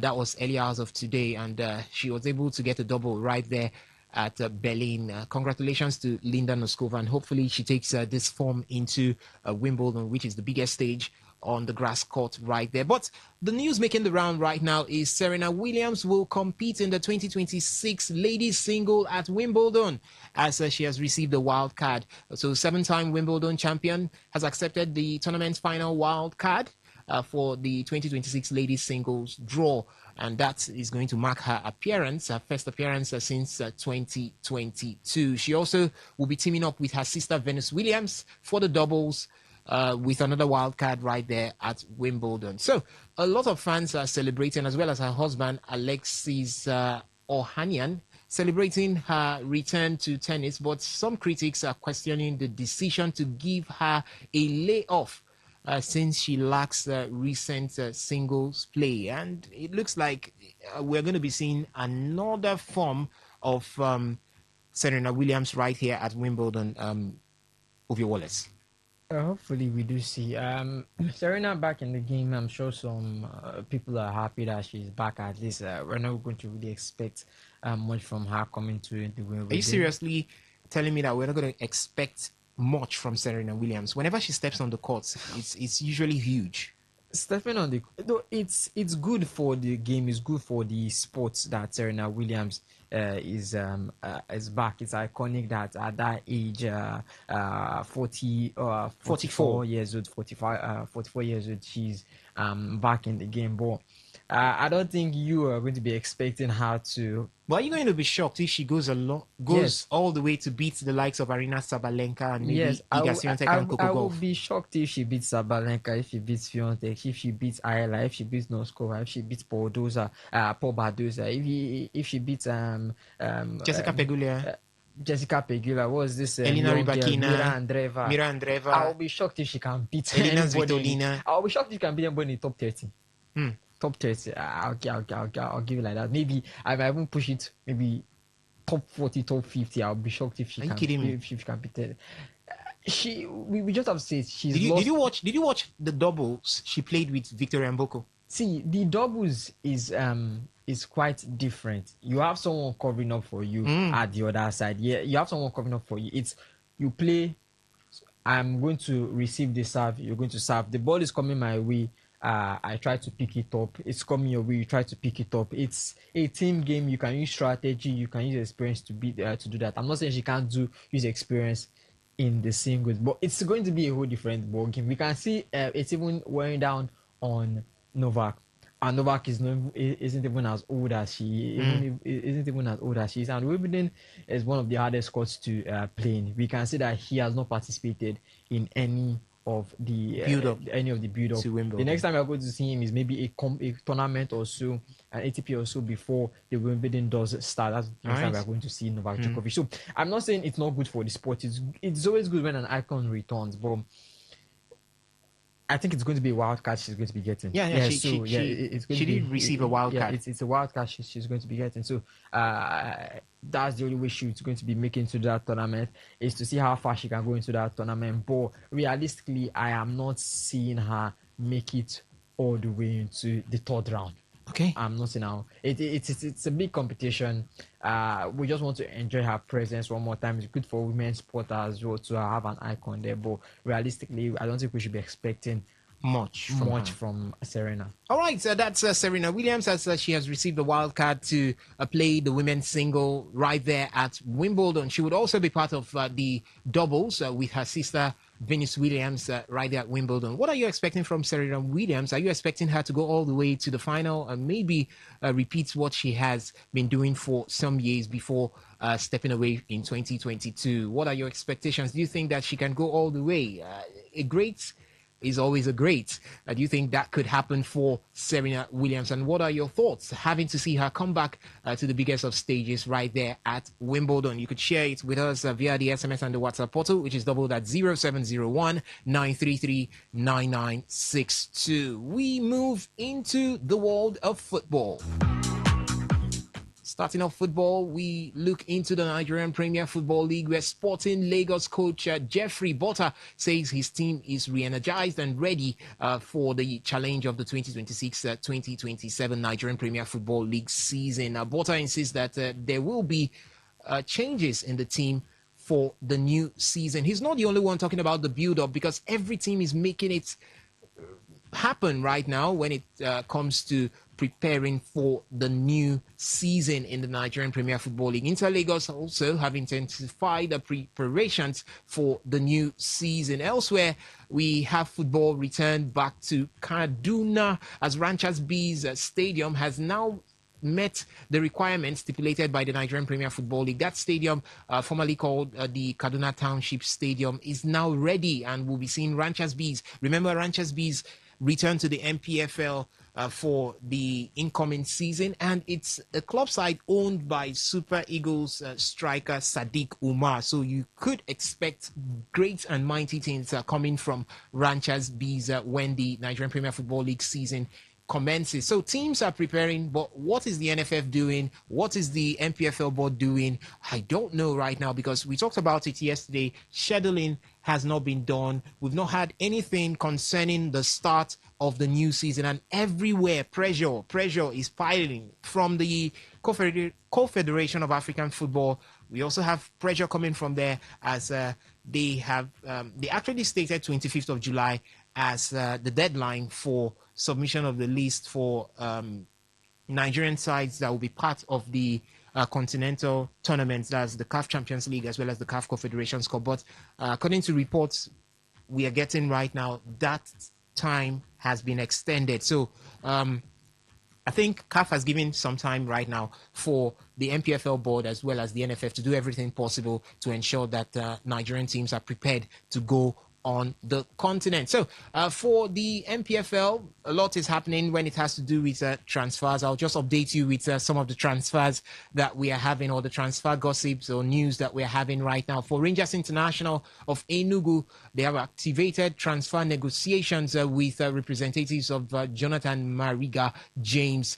If you know him, he won the Top Scorers Award for the just concluded MPFL season. He plays or plies his trade in Wiki Tourist. And Rangers International are not the only one right now. We had reports yesterday that Rivers United are in that one, Barao FC are in that one, Shooting Stars are also in that one. So the Flying Antelopes, that's Rangers International, would have to table a very lucrative offer on the table before the MPFL 2026 top scorer would think of joining them and leave the likes of Rivers United, Shooting Stars and Barao FC. Elsewhere, Vincent Godwin Goma has received an invitation from Shooting Stars SC of Ibadan and MPFL side for a week trial. He comes from NLO side, Bauchi Center. Yes, he comes from there to the MPFL side, Shooting Stars, and he might be having a chance right there to maybe ply his trade if he does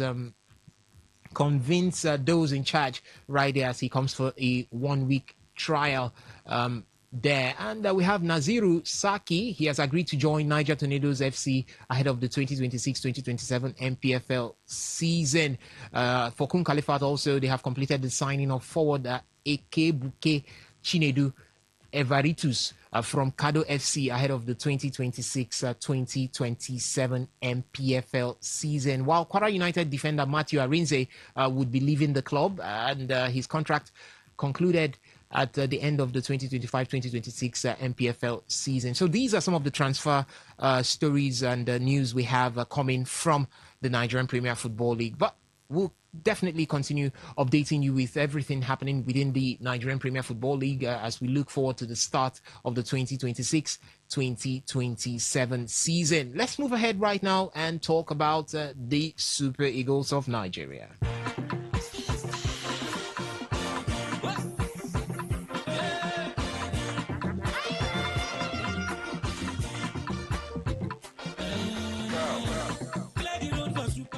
Yes, clear the road for the Super Eagles of Nigeria as Nigeria Super Eagles climb 2 places to 24th in the latest FIFA World Ranking released over the weekend, or called that on Friday. This marked their highest position in 16 years, placing them third in Africa behind Morocco and Senegal, despite not participating in the ongoing 2026 FIFA World Cup.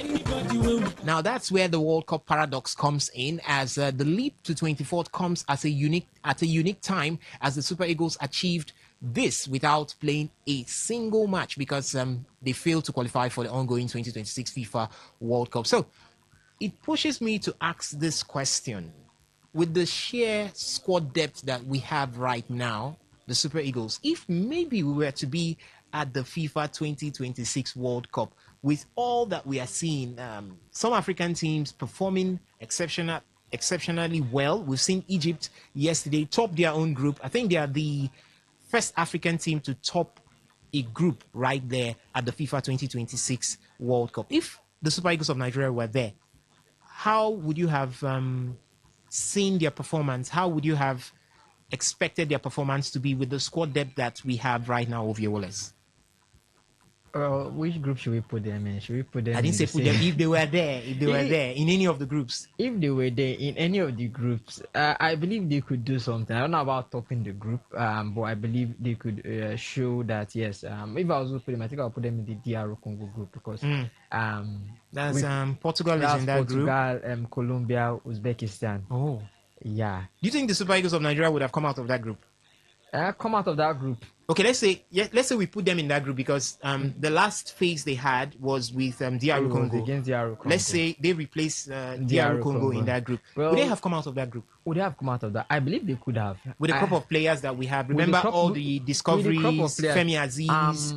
I believe they could have, especially if we had good warm-up games there, because I think that match against Portugal, that friendly against Portugal, we didn't really have much of our players, and it was kind of a tune-up match just to test. No Victor Osimhen. No Ademola Lookman. We did. It was just to test a new backline, test a new midfield, test a new attack. Although we say it was like our B team, right. And people saw what our B and our C team could do against Portugal. They locked down Cristiano Ronaldo in that match as well too. Everybody locks in. Yeah, everyone locks.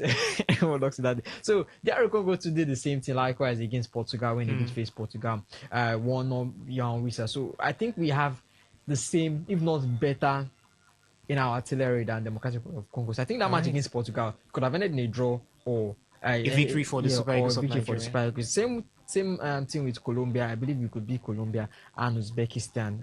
So I think Nigeria could have come out of that group. Maybe not top, but they will come out of that group, maybe second or maybe best third place team. So I think I'll give them that yes, we've got a good squad. We've got a healthy squad. And it's a shame that Lookman in his prime, Victor Osimhen in his prime, Calvin Bassey, Benjamin Frederick, Femi Aziz, these players that we are uprooting and we're projecting right now. At this point, they are not able to show their talent. And in the next 4 years, we hope that, or we pray that we are into the World Cup. It's good for the Super Eagles that they've risen in the rankings, but I'm sure we all know that rankings is still going to come down.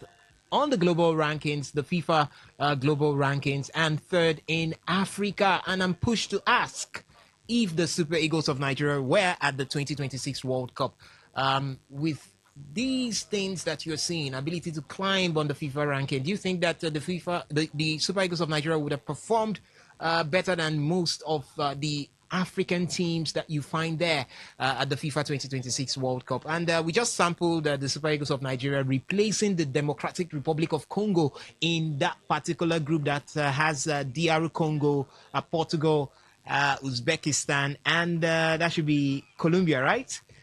So that particular group, would the Super Eagles of Nigeria have come out of that group? You can look at it also and share your thoughts with us.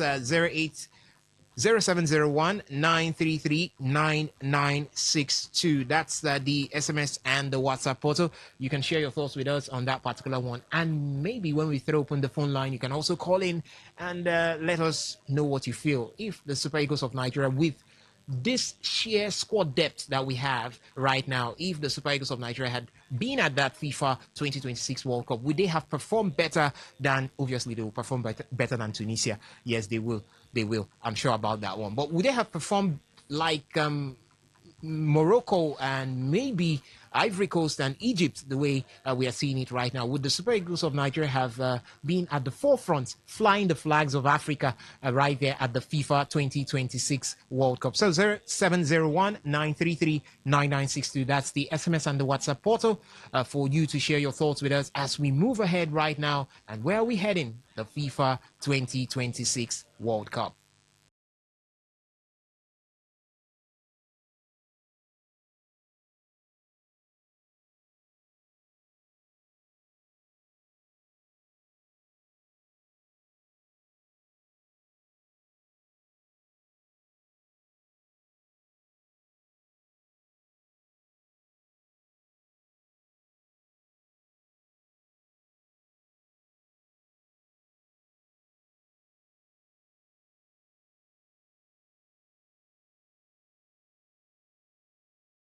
Teams delivered a mixed but largely encouraging performance at the 2026 FIFA World Cup over the weekend, with several sides strengthening their chances of reaching the knockout round.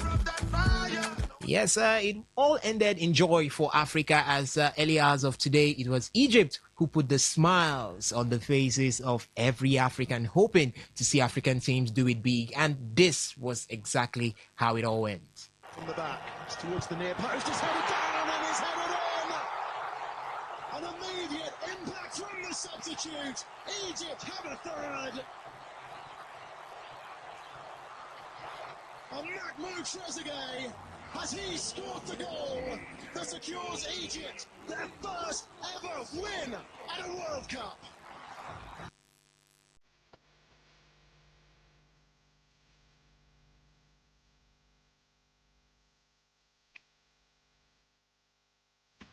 Yes, Egypt defeated New Zealand 3-1 with Captain Mohamed Salah scoring as the Pharaohs moved to the top of Group G and close to qualification. So Mustafa Ziko had the first goal in the 58th minute. Mohamed Salah did put in a second one in the 67th minute, and we had Trezeguet in the 82nd minute make it 3-1. Remember, New Zealand took the lead through Soman in the 15th minute of that particular encounter. So Egypt recorded their first ever FIFA World Cup victory, a first ever World Cup win. It was after 92 years of the tournament's history and 8 previous attempts, while Mohamed Salah became Egypt's all-time World Cup top scorer. For Salah, his strike brought his international tally to 68, leaving him just 1 goal shy of matching the all-time Egypt national record of 69 goals held by his current head coach, Hossam Hassan. Yeah, so for Egypt, big one there. It wasn't only Egypt that put smiles on the faces of Africans. We also had Cape Verde, or call them Cabo Verde, as they continued their dream debut in that World Cup, getting to a 2-2 draw with Uruguay. Remember, they started with a goalless draw against Spain, the second-ranked team in the world, and they didn't just fold.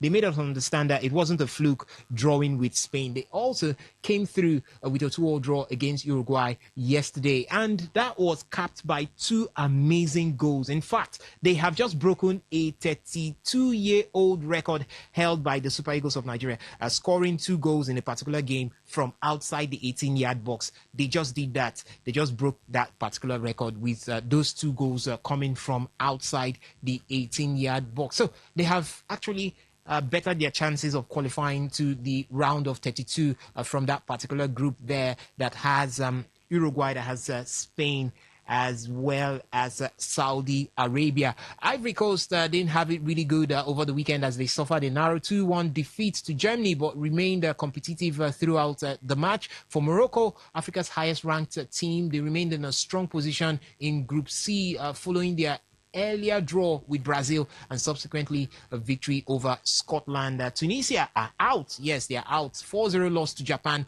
sealed their exit from the 2026 FIFA World Cup. And we talked about it over the weekend. A Tunisian side that had 10 games in the qualifiers. They won 9. They drew 1. They scored 22 goals. They conceded none. They went to the World Cup and they collected 9. Ovia Wallace. Well, for the African teams at the World Cup, good performance from them yesterday. Tunisia already knocked out of the competition, as you said. A outstanding performance from them. during the qualifiers. They look like a team going to the World Cup, and you have to look at, yes, this might be the African team that people needed to watch out for. But it's turned the other way around, and they've been the whooping boys of the competition, and already the first African team to be knocked out. But Capo Verde, wonderful performance from them yesterday, especially after Vozina's remarkable performance in that match against Spain. And the man, as what some have said, he should have a statue of himself in Capo Verde. And I saw something. It was already done. It wasn't a statue, but I think it's something like a mural about him over there in Capo Verde. Well, there's the man is just. I think he's the biggest. He's the biggest gainer from this 2026 World Cup. He had less than 300,000 Instagram followers, and now he's over 7 million. He's over 7 million. So the fame he's gotten, and some are looking at Eloy Room and wondering, is he going to get the same thing too? But for Capo Verde, good performance from them. 2 wonderful goals. Uruguay have been totally shambolic in the last 2 games. You have to say, nothing to really show for it, nothing to really write home about it. And even in that game against Uruguay, I would say Capo Verde were the far better team in that game. They should have gotten a win. I think they deserved all 3 points in that game. Just a poor defending from them, conceding 2 goals in succession.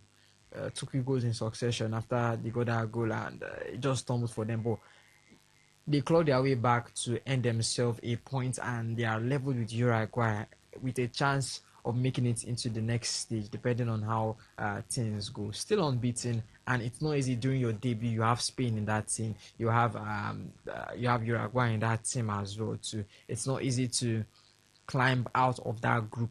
A small island, almost 520,000 people on that island, and they've been able to put themselves out there that yes, they are the team to look out for. Are they now a footballing nation? Well, it takes consistency to become a footballing nation. It's not just about going to the World Cup. I think it's about producing talents. Okay. We producing talents worldwide, producing not just on the international scene, but also club level. You still have to look at the different age grade competitions. I think when you also dominated those ones, or when you are among the top 3, the top 5, I think that's when you can say you're a footballing nation. It's just their main national team they have to show. Nothing about their women national team, nothing about their different age grade competitions. So they are just they are just an island that have come out and shown people that they can actually do something. I think if they do follow this path, they keep on with this consistency. Take this down to the age grade competitions, the under 17, under 21, and the rest. Who says they can't become a footballing nation? I don't know if they'll be a powerhouse in Africa. I don't know if they'll be a powerhouse.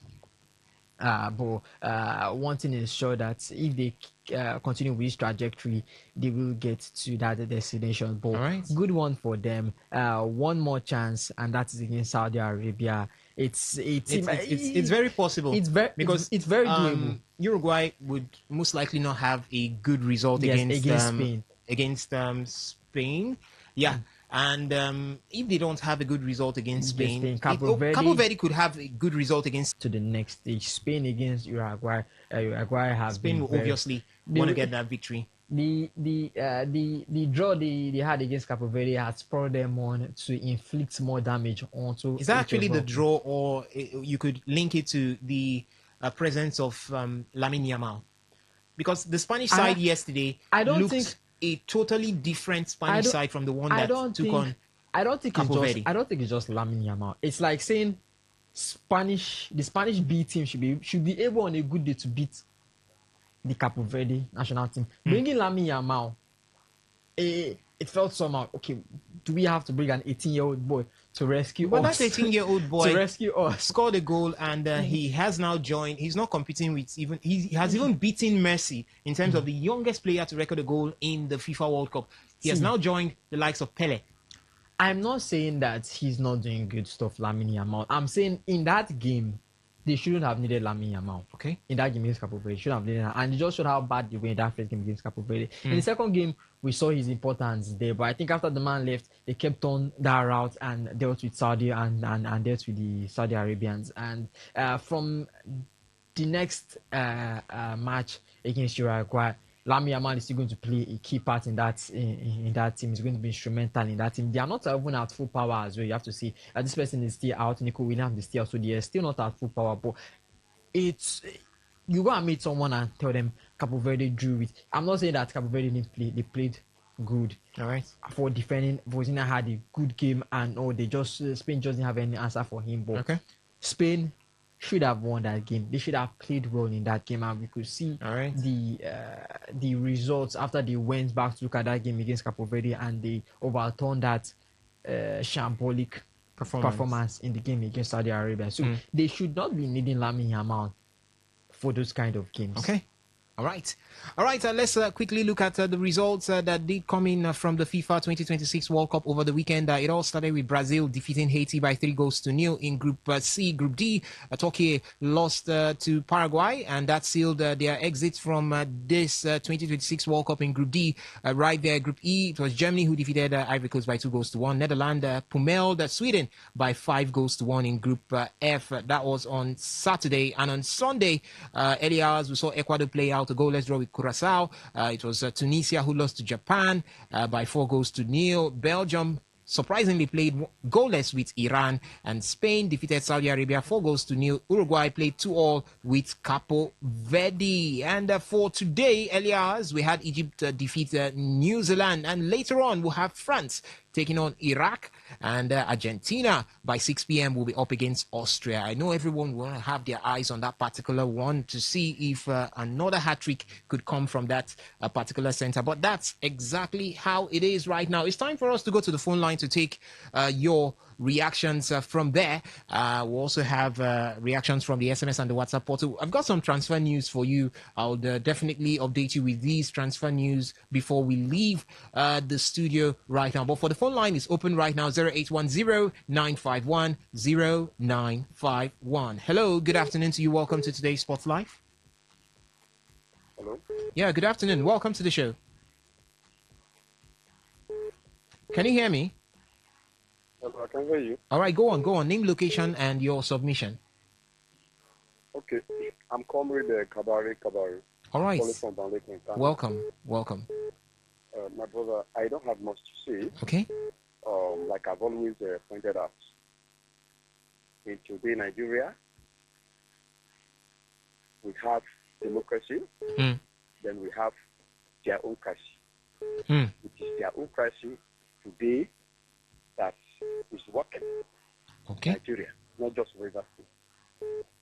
But to be honest, we will cure their case come Guba election in River State and Nigeria. Okay. This is a sports show anyway. I don't know if you're tilting towards the political end of things. All right. Thank you so much for that one there. Hello, good afternoon to you. Welcome to today's Sports Live. Good afternoon, brother man. Good afternoon to you. No photocopy, no duplicate. You are right, man. Welcome. I call you for Rumibo. Go on. The first question, will Super Eagles qualify for this group that have DR Congo and Portugal? Yes.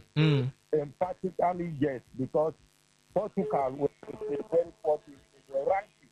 Okay. They're supposed to qualify at top, because after the match with people they played with DR Congo, where they have one shot on target, I think I put them at the lead of the group based on their degree and the players that we can like this. All right. Saudi Arabia beat Argentina in 2022. I made a request from Monaco. He become Golden Boot winner and left the competition. Come back to repeat their work. He was on that a star player. So things like this keep happening. It's a normal that happens in the World Cup. All right. I'm totally impressed with the attitude and the performance of the African team, apart from South Africa and Tunisia, which I'm not surprised. Any day, anytime, with due respect to them, South Africa and Tunisia are not a football country. You change their history. They are not there. There are even 2010 that they have the South Africa have the best coach, and everything fall in place. They have and they did not take it. Finally, if you check their league, that determines the strength of their league because 98% of the players came from their league, and they can match the state of the world. What they have to do next time to improve is to allow their players to go and play football where football is played to the highest of levels. All right, thank you so much, and no photocopy, no duplicates for your thoughts there. Good afternoon to you. Welcome to today's Sports Live. Good afternoon. Welcome. This Nigeria, the discussion now that we are talking about. I believe we really miss one of our best chances that we probably might not have again in the next 30 years. Okay.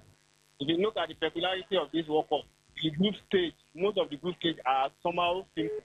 Let me use the word. And also there's a discussion that maybe Nigeria would have been, let's say we are in a group of Portugal, right? Yes. But I know we also try our best like DR Congo is doing. Okay. But you know, based on FIFA ranking, we probably might not be in that group. Because if you look at the best team in Africa, Morocco, and followed by the Senegal, let's say both of them, whether number 1 and 2, or 2 of them, they are fighting for number 1 place.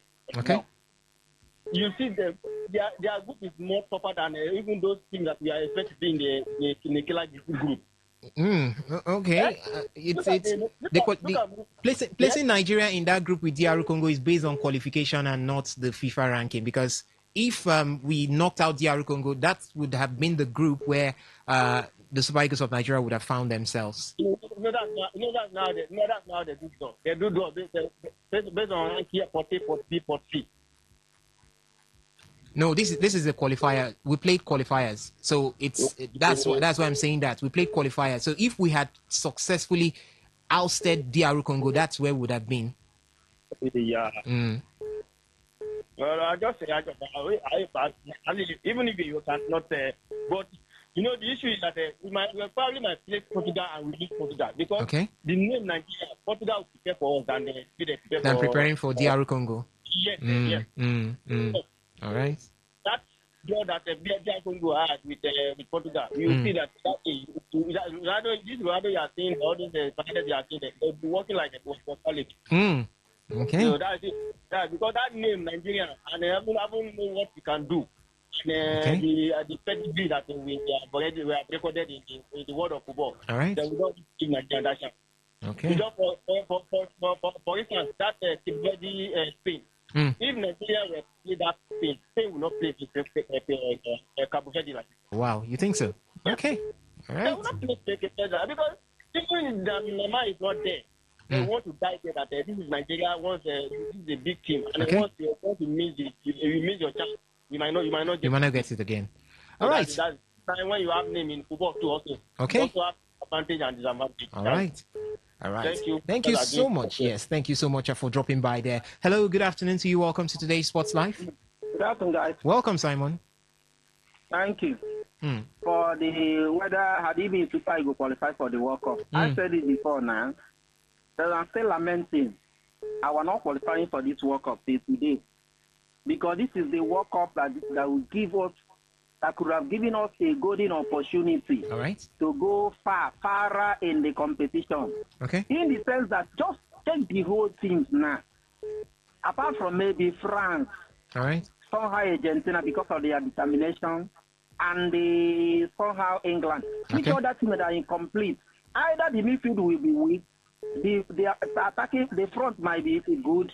Just front, the whole team. We have so many big teams in this competition. And that is the reason why any team now that can coordinate themselves very well, you don't even need to carry war staff. Just determination with average player, coordinate yourself very well, it can go far for this competition. So I'm still lamenting for why Nigeria is not good. So for the African teams that they are doing Africa, they are doing their country proud. Now, Morocco will qualify, Egypt will qualify. Okay, when Ghana play their second match, I will know whether Ghana. Okay, when Ghana play their second match, I will know whether Ghana will still stay or not. And also when Senegal play their second match, We also know whether Senegal will stay or not in the competition or not. All right. So that is a very good competition for the African team so all right, far. Simon, let's keep it simple so that others... apart from South Africa. I can never win South Africa. All right. We don't have Ghana. All right, thank you so much, Simon. All right. We don't have Ghana. All right, thank you so much, Simon, for your thoughts there. Good afternoon to you. Welcome to Today Sports Live. Yeah, good afternoon, everybody. Good afternoon to you. This should be the radio governor. This is the radio governor. Welcome. Welcome. Thank you very much. Well, each African team makes it to the round of 32. Something is telling me that all the African teams will make it to the round of 32. Yes, because they are all doing well. If you check the table, including South Africa. South Africa. Oh, I forgot that. Sorry. South Africa go home. Okay. Sorry. Okay, I said I should remind you. Round of 16. Yeah, Cape Verde will make it to the round of 16. Okay. Senegal, Morocco, Egypt, and the other people. They will all make it. But South Africa, none of them. All right. I don't think that will make it. All right. 16. Okay. Then, as for Lamine Yamal, well, congratulations to Lamine Yamal. But me, I see that this Lamine Yamal, he's not better than Estaval. Just that now, Lamine Yamal gets better.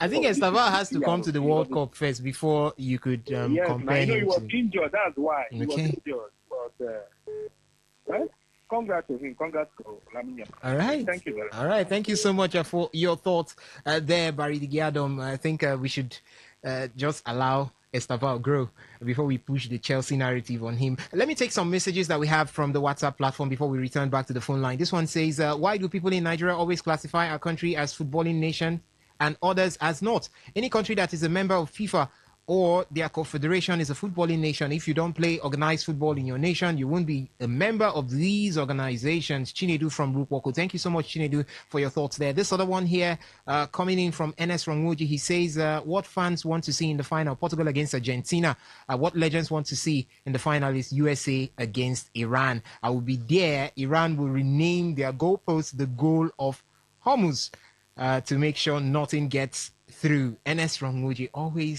always making us smile right here. Thank you so much for that particular one. Let me see if we have anything from the SMS platform. Yeah, this one says, good day, sports gang. Yes, I'm quite confident and that the Super Eagles of Nigeria will have done or would have done better or climbed higher on FIFA ranking if they had qualified for the Mondial. But it is saddening that they missed it by the skin of the teeth. Jen from Bacana. Thank you so much. This other one here says, gentlemen, you always take too much time to talk while you give time to the fans. Imadan from Uyo. Thank you so much, Imadan. The time is here for the fans to air their thoughts right now on the show, and I'm taking your calls as well as your SMSs. This other one here says, good afternoon, guys. I feel the chance of South Africa qualifying from this group is still higher than Arsenal's chance of winning the UEFA Champions League. All right, we'll get back to club football pretty soon. But now let's concentrate on the FIFA 2026 World Cup. 0810-951-0951. Good afternoon to you. Welcome to the show. Yeah, good afternoon. My name is Samuel. I'm calling you from Alo. Samuel from Alo, go on. Thank you. I think we are taking a lot of taking out this thing from Cape Verde. I don't know why Cape Verde draw against Spain. The Spain was poor. Instead of giving credit to Cape Verde for holding that kind of sport, that sport can beat any other team any day, anytime. Even though Lamine Yamal started in that match could have even still ended in a draw match. After all, he came in the second half and could not do nothing. Okay. So we should give credit to Cape Verde. All right. They are not coming to this World Cup to go. They are not going there for excursion. They are going there to play and also win. All right. And the only team I think will go as will be Tunisia. I think South Africa can still qualify if they win their last match. Are you serious? And I'm telling you, South Africa can still qualify. The only team I see that have no chance of qualify, they already go on this Tunisia. Tunisia. All right. Yes. South Africa will qualify either by finishing second or by But Best yeah, I third thought place team. best third place. All right. Cape Verde will qualify. I think All it's right. only Tunisia that will come back. Okay. Thank you. All right. Thank you so much for your thoughts there. Crossing over to the Facebook page. This one from Amiti Prince. He says Morocco, Senegal, and Egypt will progress apart from South Africa and Tunisia. All other African teams are doing well.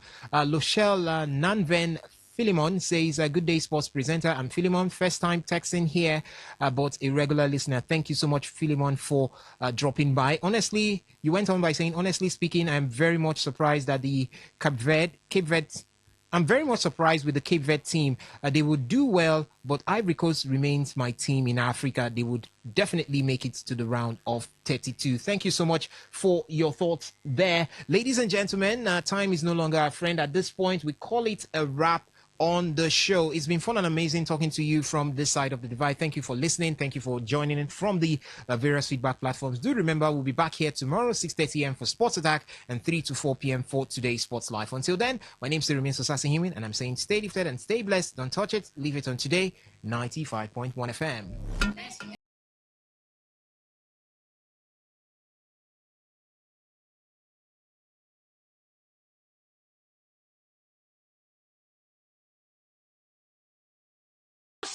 Which one you do?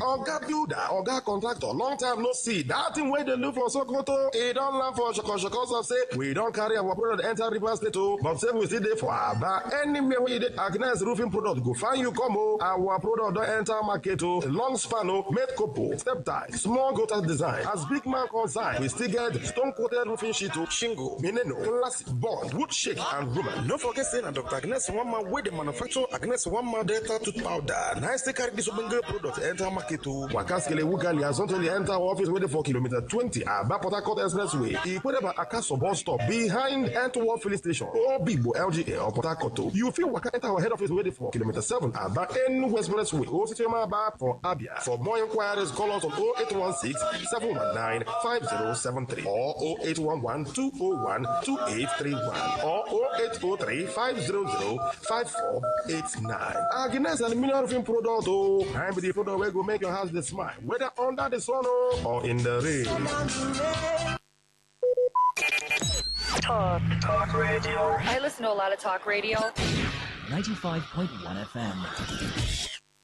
Whether it's happening in Port Harcourt, South South, Nigeria, or around the world, we've got you covered. On air, online, delivering balanced news and unbiased analysis. Today, 95.1 FM.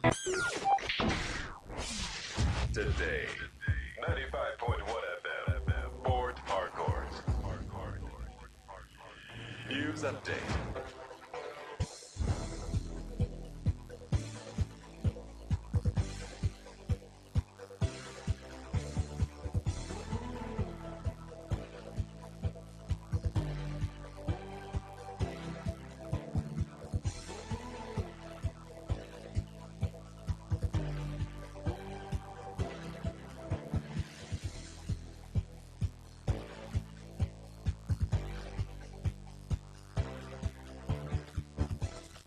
Good evening. Here's the news update on Today 95.1 FM. I am Dawn Wilson. The Social Democratic Party SDP candidate in the 2026 Ekiti State governorship election, Peter Obafemi, has alleged widespread irregularities, including vote buying and voter intimidation during Saturday's poll. Speaking during a television program, Obafemi claimed he witnessed an individual carrying bags of money at his polling unit and alleged that the person, whom he described as a member of a major political party, was being protected by security operatives. He also accused the Independent National Electoral Commission, INEC, and the police of compromising the integrity of the election and called on the electoral body to take stronger measures against vote buying ahead of the 2027 general elections. Obafemi, who secured 179 votes in the election, also alleged that some of his campaign materials were destroyed before the poll. Meanwhile, INEC declared incumbent governor Biodun Oyebanji as of the All Progressives Congress APC winner of the election after polling 319,224 votes across the state's 16 local government areas.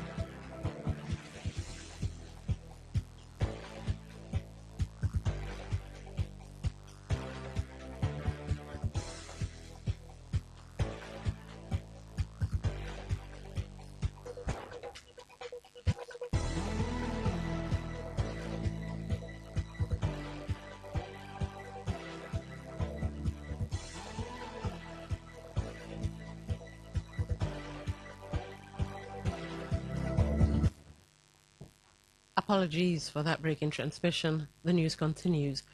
The Nigeria Customs Service is set to lose 1,516 officers over the next 2 years, with 825 retiring in 2026 and 691 in 2027. The retirement notices contained in circulars issued by the service's Human Resource and Development Department covers officers across various cadres. According to the chairman of the House of Representatives Committee on Customs and Excise, Abejide Joseph, the retirements are statutory based on Public Service Rule 100238 and not connected to the appointment of a new Comptroller General. He also noted that the service is expected to address the issue with President Bola Tinubu approving a 6-month tenure extension for Comptroller General Adewale Adeniyi in order to ensure continuity of reforms and an orderly succession. Kano State Governor Abba Yusuf has received the 4th batch of Kano pilgrims at the Malam Aminu Kano International Airport following the successful completion of the 2026 Hajj. In a statement issued by his spokesman, Sunusi Tofa, the governor thanked Allah for the pilgrims' safe return and commended the Kano State Pilgrims Welfare Board for conducting professional and seamless Hajj operations. Governor Yusuf said pilgrim welfare, comfort and safety remain top priorities for his administration and expressed satisfaction with the overall performance of this year's exercise. He urged the returnees to uphold the virtues of patience, discipline and sacrifice gained during Hajj and to pray for peace, unity and prosperity in Kano and Nigeria. Yusuf noted that the true value of Hajj lies in applying its lessons to daily life and community relations. The governor also appreciated Emir of Karayi, Mohammed Maraz, for his support during the pilgrimage and thanked the media for timely information management. European Commission President Ursula Leyen has commended British Prime Minister Keir Starmer for strengthening European security following Starmer's announcement that he will step down as Prime Minister. Starmer announced earlier that he will step down as Labour Party's leader and Prime Minister, triggering a leadership contest. The resignation follows heavy losses for Labour in local elections in May and growing discontent among lawmakers over Starmer's leadership and policy agenda. Starmer had led Labour Party to a significant victory in the 2024 general election, securing one of the party's largest parliamentary majorities. Meanwhile, he is to remain as Prime Minister until the Labour Party's leadership contest is completed, with nominations opening on July 9 and a new leader expected to be in place before Parliament returns in September. And that was the news update on Today 95.1 FM. I'm Dawn Wilson. Thank you for listening. Good evening. Today's news, today's entertainment, today's sports, today's issues. Today on Today 95.1 FM, Port Harcourt. Something you love and adore with all your heart, and that is what life, friendship, and love are all about. Maybe home is listening to all of your favorite shows on Today 95.1 FM. We create memories. We inspire comfort. We are the voice of the people, and we are home away from home.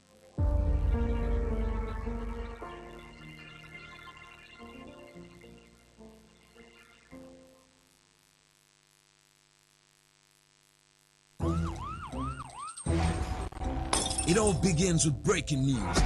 Now make no mistake, this is a difficult mission, and it will remain difficult for some time. Then it keeps trending. Events, issues, personalities, all struggling to gain attention. But in the race for deadlines, the intrigues, power play on the current are often missed or underreported. Insecurity here is basically a product of poverty. But not anymore. As the platform on radio steps in to fill the missing links on events, issues, and personalities in the news. I'm not afraid of anybody. Yeah! The platform on radio serves only the hottest topics and trending issues. Only on Today 95.1 FM. 95.1 FM. Port Harcourt. Weekdays, 4 p.m. Get on the platform on radio and be served.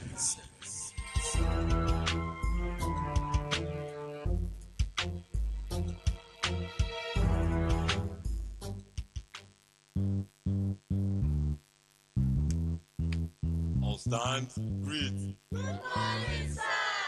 Good morning. You're welcome to Jagbajantis High School. My name is Sam Sultan, your new mathematics teacher. By the way, do you understand pidgin English? Yes, sir. Okay, now what do we go use this for? Okay, carry your paper. Carry your paper. Them for my class. People of this world, them plenty. Sins of this people, many. So many. Many times plenty, multiplier. Many times plenty, multiplier. Multiplier.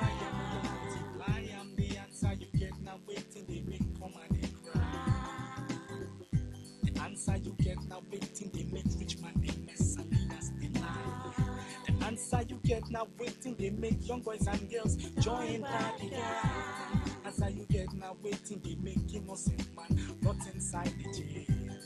Get it, and then move into grant and bail. Get it, oh. Everybody, join Jagbajantis, make the songs matter. All right, time check. It's 13 minutes past 4. Welcome to another edition of the platform on radio on your premium talk station Today 95.1 FM. I'm Don Wilson. I shall give you insight into some of the news reports making the rounds. Now, don't forget, the platform on radio is a program where we come to dissect trending issues with correspondent reports. Our correspondents are out there sourcing reports from the field, and on this program, we take their reports and have them give us more details. Perhaps you get to hear what's not entirely in the news. In the headlines today, youths call for crackdown on fake celebrity fundraising campaigns. Rivers police remove DPO over alleged misconduct. And finally, expert raises concern over potential misuse of local government allocations. All right, before we get into today's first story, a few ground rules. First of all, when you call in to react to any of the stories, 1 minute or 1 minute 30 if and where absolutely necessary. Now, after you react to the first story, the second story, the third story, then it becomes open season. You can then react to any other story. But before that, stick to the rules. First story, second story, third story, then open season. Now, to be part of the program, to react and give your perspective and your thoughts, here are the numbers: 0810-9510-951, 0810-9510-951. For voice notes, WhatsApp messages, text messages, 0701-9339-962, 0701-9339-962. You can also follow the show on YouTube, Today951FM. That's on YouTube. You can also comment there. I'll check. Today951FM. On the website, www.todayfmlive.com, you can listen live and be part of the show. www.todayfmlive.com, listen live, that's it. Radio Garden and TuneIn, those are apps you can find on Google and the Apple Store. When you download TuneIn or Radio Garden, search Today 95.1 FM, you're golden. All right. Some youths in Port Harcourt have expressed concern over the increasing cases of fraudulent fundraising appeals involving celebrities and public figures, particularly those claiming to seek financial assistance for medical treatment. In an interview with Today FM's correspondent Uloma Wosu, the youth said such incidents have eroded public trust and made it difficult for people to distinguish between genuine and deceptive appeals for support, noting that the actions of a few individuals have negatively affected the credibility of others who truly need help. According to them, the trend has also damaged Nigeria's image internationally, as many people abroad have become skeptical of requests for assistance from Nigerians due to the prevalence of false claims and fundraising scams. However, they call on the government and relevant authorities to strengthen measures against these fraudulent activities and ensure that offenders are prosecuted. They also expressed optimism that stricter sanctions would serve as a deterrent and help restore public confidence in genuine humanitarian appeals. All right, let's listen to what was said. lowers trust. So if another person from the same group, like say celebrity, is really sick and he or she comes out for help, well, because that particular play has already been planned as a front for defrauding people. So when the real stuff is then needed, it becomes an issue. Celebrities are like public figures, and most times, whenever they come out with false information, it's not just that it's not good for themselves, it's also a bad image for the society. And if such practice continues, then you know that it is not leading us anywhere. The people abroad don't take most of the things we do serious because these are some of the issues around it. But I hope there are ways to stop these issues from existing or continuing. There are people that genuinely need this money. There are people that are genuinely battling one illness or the other, and they are struggling to pay their hospital bills. So when these celebrities fake illnesses and they'll start collecting money from the public, it's actually pure wickedness. Do you think existing laws are sufficient to tackle fundraising fraud in Nigeria? Well, remember the platform is about correspondent reports. And here to shed more light is our correspondent, Uloma Wosu. You're welcome to the program. Thank you very much. All right. So, do you think existing laws are sufficient to tackle fundraising fraud in Nigeria? Yes, for me, I say yes because we have laws that have to do against fraud, cyber crime, and all. So Okay. I think the biggest challenge we have is enforcement. So I think higher authorities have to look into these cases of fraudulent activities by celebrities and making sure that the authorities enforce laws to stop such activities in society. So how do you think they would go about implementation, given that you sampled opinions? How do you think they should go about tackling this? Should they be, I know a lot of these celebrities go online and then they put out their videos or they show whatever issues they may be going through. Do you think it should be structured like the way CBN is structured? You have to pass through a regulatory body, or what do you think regulation would look like? Yes, I think they have to pass through a regulatory body, like investigating these issues to be sure that these celebrities going out to great awareness for a particular, maybe someone having an illness, like creating awareness. They should make sure that what the person is coming out to talk about is really true. Okay. Yeah, so I think they should create awareness, look into the issues, investigate it very well to be sure that what a particular celebrity is coming to talk about is what is going on about a particular person. But do you think that will really fly? Because the way Nigeria is structured, we're a charitable country and always move to help people. Would it not be, I don't know, maybe a waste of public funds where you have to go to meet certain authorities or individuals and you show your documents, you prove that your situation is genuine, then maybe the agency will come out and say, yes, we have accredited that, or we have certified, or we certify that this person is actually having cancer or leukemia. Nigerians, you can go ahead and help the person. Not too much work. I think we have to use these regulatory bodies because this particular thing you're talking about, even if it's going to cost us using funds, it's going to also help save our face as Nigerians, because out there in foreign countries they think that whenever they see Nigerians coming out to make complaint, looking for support, and all, they'll say this person is being fraudulent and all. So even if it's going to cost us using our funds, it's still going to save our face outside the country. So I think we have to use these regulatory bodies. All right. Okay. Over to you guys. Uloma Wosu, our correspondent, believes that we should have regulatory bodies stepping into this situation so that okay, let's say on a scale of 1 to 10, how many celebrities are actually involved in fraudulent crowdfunding? I know Blessing CEO has her issues, but are there more like Blessing CEO? Actually, I've not really heard about anyone of recent, but Blessing CEO had an issue like that. And I think some other Nigerians, like some youth coming out to, fake illnesses to get support. I think some 2 months ago or so, there was a girl coming out to complain about having a particular illness and all. And at the end of the day, celebrities wanted to help, but because they found out that the issue was false. Oh wow! You understand? So it's going to help people that genuinely need this help to get support from the masses. All right. Like for me now, if I come out tomorrow and see someone pleading for help online, I'll not want to support because I think the person is being is lying and all. So I would just like neglect it. So I think we need to use regulatory bodies to, monitor and investigate such issues in the country. All right, our correspondent Uloma Wosu with her thoughts there. But now let's get your thoughts. Do you think existing laws are sufficient to tackle fundraising fraud in Nigeria? 95.1, welcome to the show. What's your name? Where are you calling from? Robin Maja, the farmer is my name. And All I'm right, go calling ahead. from Eche. Go ahead. Lady Dawn. Yes. What is the work of ICPC? What's their job? All right. Is it to run after politicians alone? Whom they don't like their faith?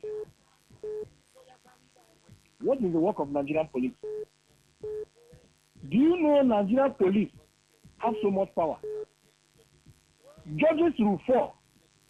On mere suspicion, a police officer has the right to stop you. On mere suspicion, if a police officer suspects you as a Nigerian, he has so much power to stop you and ask you questions.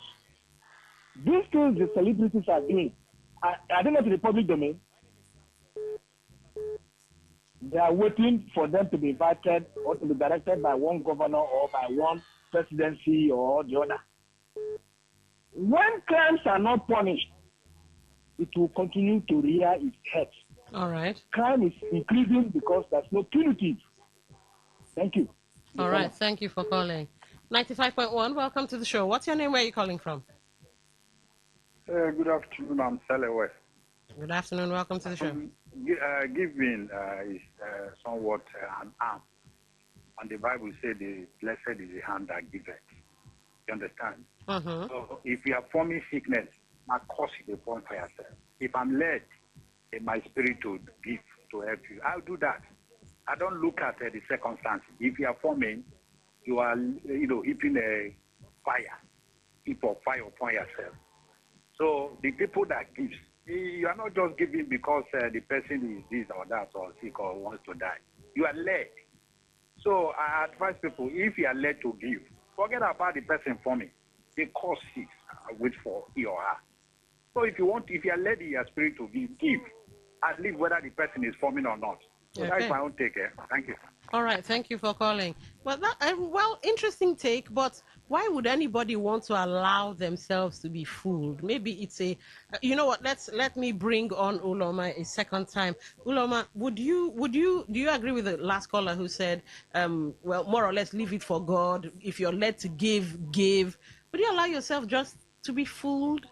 For me, I'm discouraged because for me, if I see such issues online, I will not want to give because what's the point giving when there are genuine people that really need it? So I'm just like wasting my money. So I will not want to give. It depends on the individual, but for me, I will not give. All right. Okay, let's get to your calls coming in. And before we have to take a short commercial break, do you think existing laws are sufficient to tackle fundraising fraud in Nigeria? I'm tending to lean towards what Uloma has been saying. I'd rather see the person that has the issue and ascertain that, oh, okay, this issue is real, and then I'll give my money, than helping somebody. Imagine some people who give money to people who aid or help. Many times they may not have enough to eat. Their widow's mite, you might call it that. And some of these causes that we donate to, well, they might use it to build a house, a duplex, a mansion, buy cars, or travel and have lavish lifestyles. And here I am, broke. No, I wouldn't do that.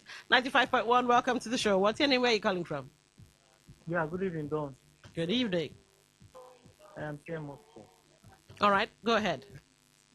For me, I think the regulatory body should be there, but it should not regulate when the money should be given. It should be regulated after the money has been given. We don't need to add bottlenecks into all these things. We want to save life. It's not an easy thing for a celebrity to come out and say they need funds. Do you understand? So I think whichever celebrity that comes up demands for funds, they should investigate that fund after the money has been given. And let me also say one thing. I don't think the security, she's a celebrity. She doesn't fall to that class for me. All right. Thank you very much. Thank you for calling.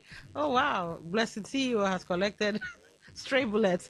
All right, 0810-9510951. That's 0810-9510951. Before we move, let me repeat. Do you think existing laws are sufficient to tackle fundraising fraud in Nigeria?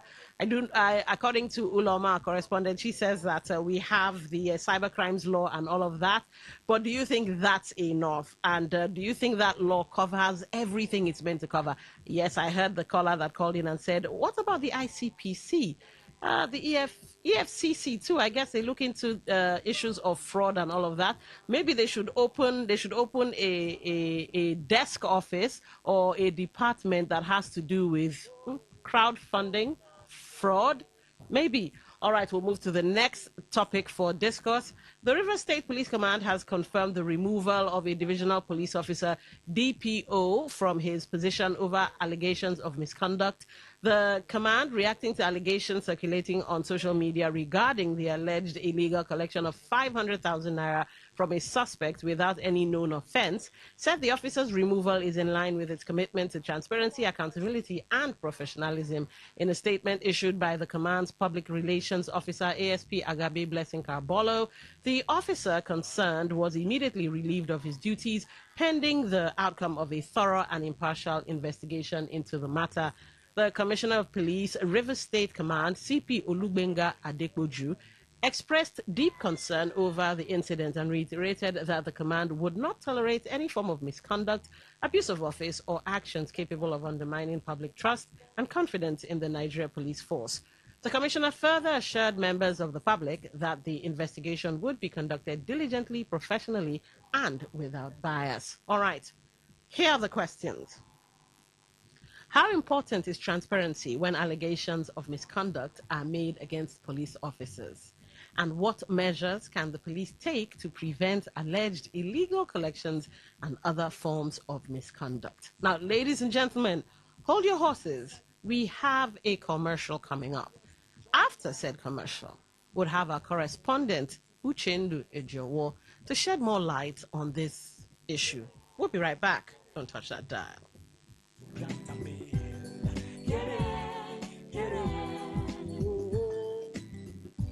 Everybody, join mathematics, songs, mathematics. Talk radio. I listen to a lot of talk radio. 95.1 FM. Stay informed, stay ahead. Tune in to Today 95.1 FM for the latest news and exciting sports updates. Your trusted source for everything you need to know. Today 95.1 FM, the voice of the people. Talk radio. I listen to a lot of talk radio. 95.1 FM. Bet Niger, we are the home of World Cup 2026. And it's not just because of OneUp, BetBoom, and BetFreeze. Build your betting streak and win big with our 50 million naira goal. Bet Niger, we are the home of World Cup 2026. Not for persons under the age of 18. Bet responsibly. Say no to the ordinary. Embrace the extraordinary, because we are the voice of the people. Voice of the people. Today, 95.1 FM. Today, 95.1 FM.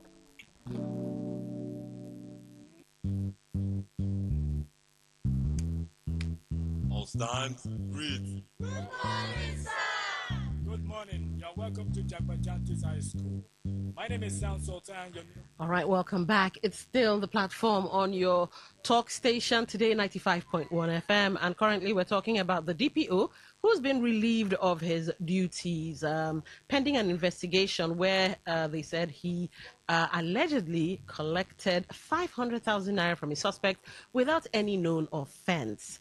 And so they are investigating that. Now, I told you that we have on hand our correspondent, Uchendu Ejowo, to answer some questions.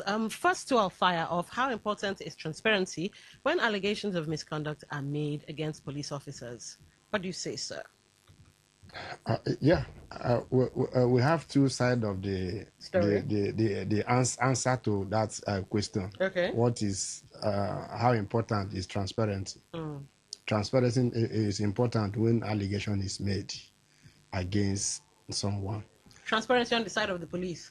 Transparency on the side of the police who are investigating the misconduct now. All right. Is important. That is only when the police has come up with a genuine investigative report. All right. That's when we consider transparency being important too. In the other side, if an allegation has been laid against a police officer, which is not the first time, we have seen cases where police officers have been disengaged finally, even before. One thing about police in this country is they first of all carry out action before investigation. In a developed world, even if it take them 10 years to do investigation, at the end of the investigation, you will be sure to discipline somebody. What they are doing now, I may say is wrong. Really? They should have gone into investigation that before to make removing. Sure he really took the money. Yeah, before removing him from his position. Okay. Because so that there are some litigations you need to avoid. If by tomorrow this man filed a suit against police for embarrassment and all that, what will you say? Because but now, in some cases, like abroad, when there's a shooting, while the investigations are going on, sometimes they place the officer involved on administrative leave. So maybe it could be something like that. The name should be there. Administrative leave. Okay. Look at how refined. Okay. And not to relieve from his duty. I get you. As a police officer. If they say, stay away first, because you cannot be a judge in your own case.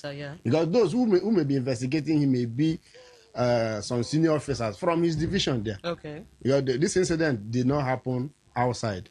But to be on the safer side, state CID officers are there to investigate a division officer. Okay. So for me, I think police should come up with an investigative report, and they shouldn't be biased. Because this issue of extortion is not today. Extortion, these people, I have joined police. I have joined the commissioner of police. Okay. In one of their operations, where he entered bus, normal bus that they didn't know, all of us to join, and they arrested up to seven officers. Okay. Because they were a vehicle before us, they were collecting, and the money he was collecting and giving change.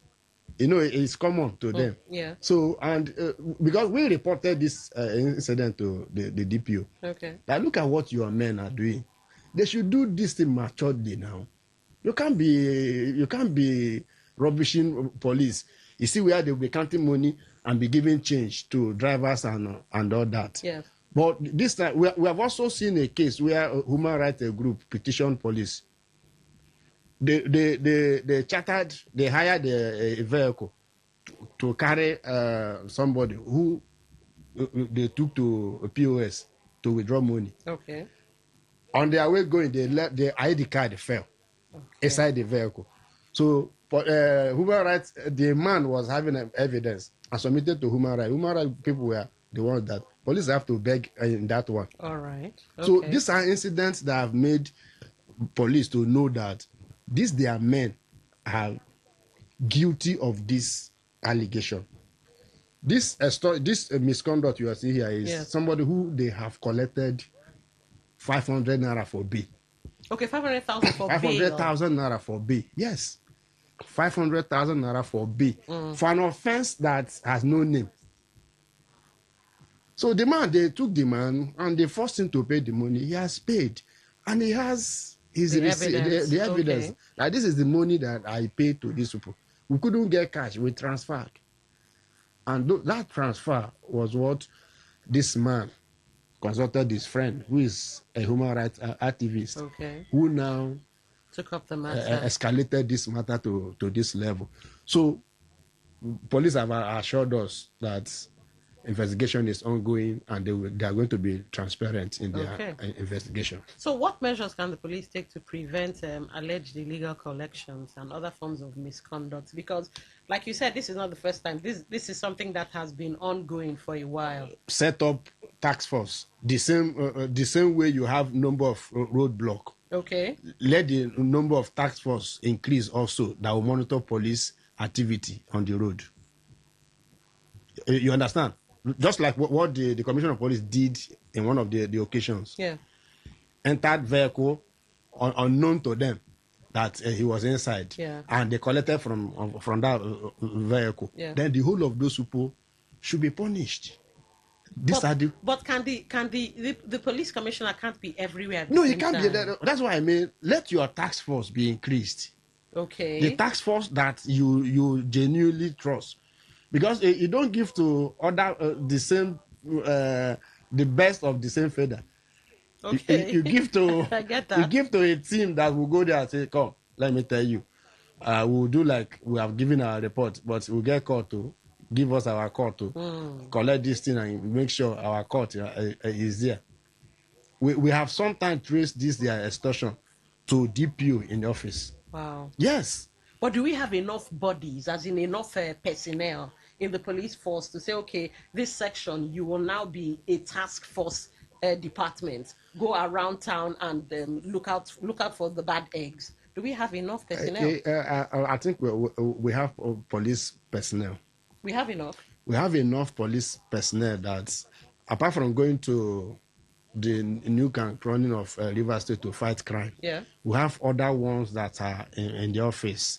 Okay. Doing nothing that can be delegated to do this kind of job. Okay. Otherwise, I would have suggested they should have a neighborhood watch too, who they can trust. You know, when the former governor of these states, Rotimi Amechi, when Rotimi Amechi was here, Rotimi Amechi had what they call neighborhood watch. Neighborhood watch, why you saw crime fought to the minimum level was because those who were giving the information were paid. You see somebody, I see. Somebody, a civilian, is a neighborhood watch. Interesting. It is neighborhood that is watching. That is the simple name. A neighborhood that is watching. By the time you see, they see something. It's only text message. Where they see 4 persons gather and there is a shouting there, before you know, police patrol will pass there. If any intention you had to do anything at that point or had stopped because you have seen police. If you do this in the police don't pass. Who tell them say anything? You didn't know that the person that was he pass and pass you was an informant. It's a neighborhood that is watching the activity. That was how crime was being fought during his administration, that you heard Amechi fought insecurity to stand still. All right. You know, so let police set up task force within them that will monitor these people. How many task force can move around? More than let's say 4 set of task force can divide it especially within Port Harcourt metropolis. Okay. They can you take this zone, you take this zone. Those people can move around and still catch these people. And by the time they know that there are forces that are monitoring them, it will be reduced. It may not be wiped off totally, but it will be reduced because these people are making commercial transporters go hungry. All right. Our correspondent Uchendu Ejowo there says increase task force patrols. But what do you guys say? What measures can the police take to prevent alleged illegal collections and other forms of misconduct? And how important is transparency when allegations of misconduct are made against the police? Let's get your thoughts. 95.1, welcome to the show. What's your name? Where are you calling from? Robin Manda, the farmer is my name. Medidon. Yes. Thanks, Joe. Medidon, if you ask me, I have an issue with the news you read that investigation is already shrouded in secrecy. How do I mean? The Commissioner of Police in Rivers State, his name was mentioned. Why did they decide to hide the name of the DPO of police? He just called DPO. Who is DPO? Why are they hiding the name? The commissioner who did the suspension name was mentioned. Why is the DPO's name of Oyibo not mentioned? 500,000 was traced to the account there. And let me tell you, the commissioner of police has no power to sack him. He will always deploy him. And are you telling me the DPOs in all divisions in Rivers State do not give a kick back to the commissioner of police in Rivers State? What is transparent? In this part of the world, we cannot shoot ourselves out of crime. All right. But the crime, how do we fight it? If one person is caught, that person should be treated as scapegoat. Others will learn. Okay. This is not Switzerland. All right. There must be crime, but a crime committer should be punished. Okay. Thank you. Thank you for calling. 95.1, welcome to the show. What's your name? Where are you calling from? Yeah, again, came up for. All right, go ahead. Yeah, Don, you will agree with me that many a times police investigations are faulty. And you will also agree with me that many a times their investigations are spot on. Well, it may be possible, but I don't think the police will indict their own. I don't think so. All right. But anyways, the court is there. The DPO can go and exercise his innocence if he's not actually guilty of the offense. All right. Thank you for calling. 95.1, welcome to the show. What's your name? Where are you calling from? Yeah. Don, good evening. Good evening. Yeah, my name is Espite. I'm calling you from Imperial Moma. All right, go ahead. Can you hear me? Loud and clear. Okay. Could you imagine that a DPO will collect a bribe of 500,000? That is a failure on the part of the federal government. Because police, they are our friends. I know them, they know me. Their salary is just peanuts. So look at the former governor of Kogi State collected 100 billion naira. So I blame the federal government for the failure of police. That's my take. All right. Thank you for calling. Let's move to the third story so that it becomes open season. A Port Harcourt-based researcher and leadership expert, Professor George Ahunnaya, has called on the federal government to establish a monitoring mechanism to ensure the prudent utilization of funds allocated to local government councils across the country.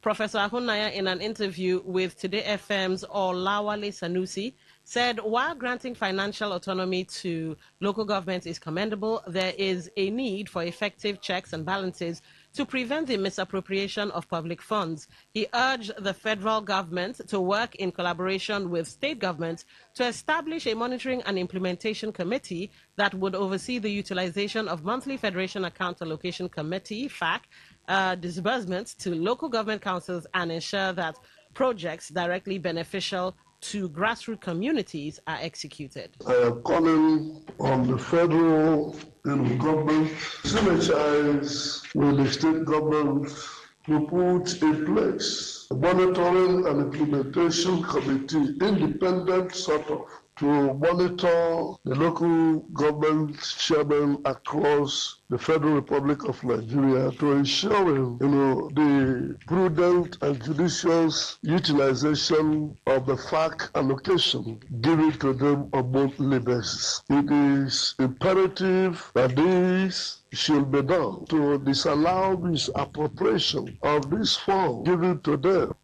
On the nation's security situation, Professor Ahunnaya called on President Bola Tinubu and the ruling All Progressives Congress APC to shift attention from political activities ahead of the 2027 general elections and focus on addressing the country's worsening security challenges. The executive president of the Federal Republic of Nigeria and the ruling party to stand down their intense, political and political activities towards 2027 general election and prioritize on security. Security challenges in Nigeria has gone beyond mere escalation. It is now a war. If the president is able to achieve or curtail to the barest minimum the insecurity challenges in Nigeria, Nigerians may vote for him 2027.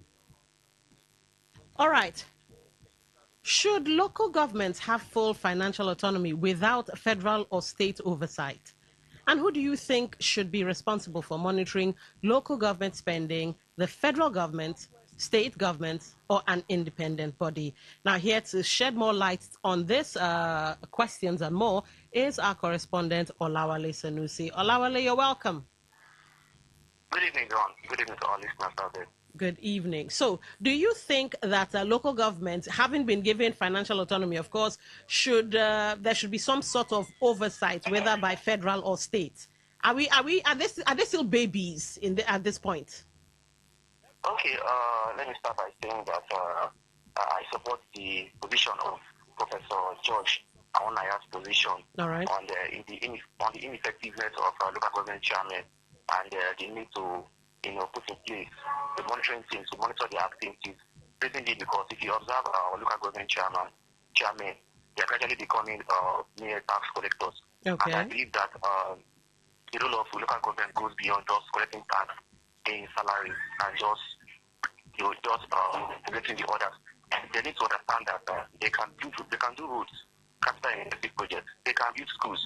Even if the schools are exclusive to the state government or to the federal government, they can as well give it and hand it over to the state government. Okay. They can do different kind of projects in their AG, in their domain, but they're not doing anything. They're not doing what they're supposed to do.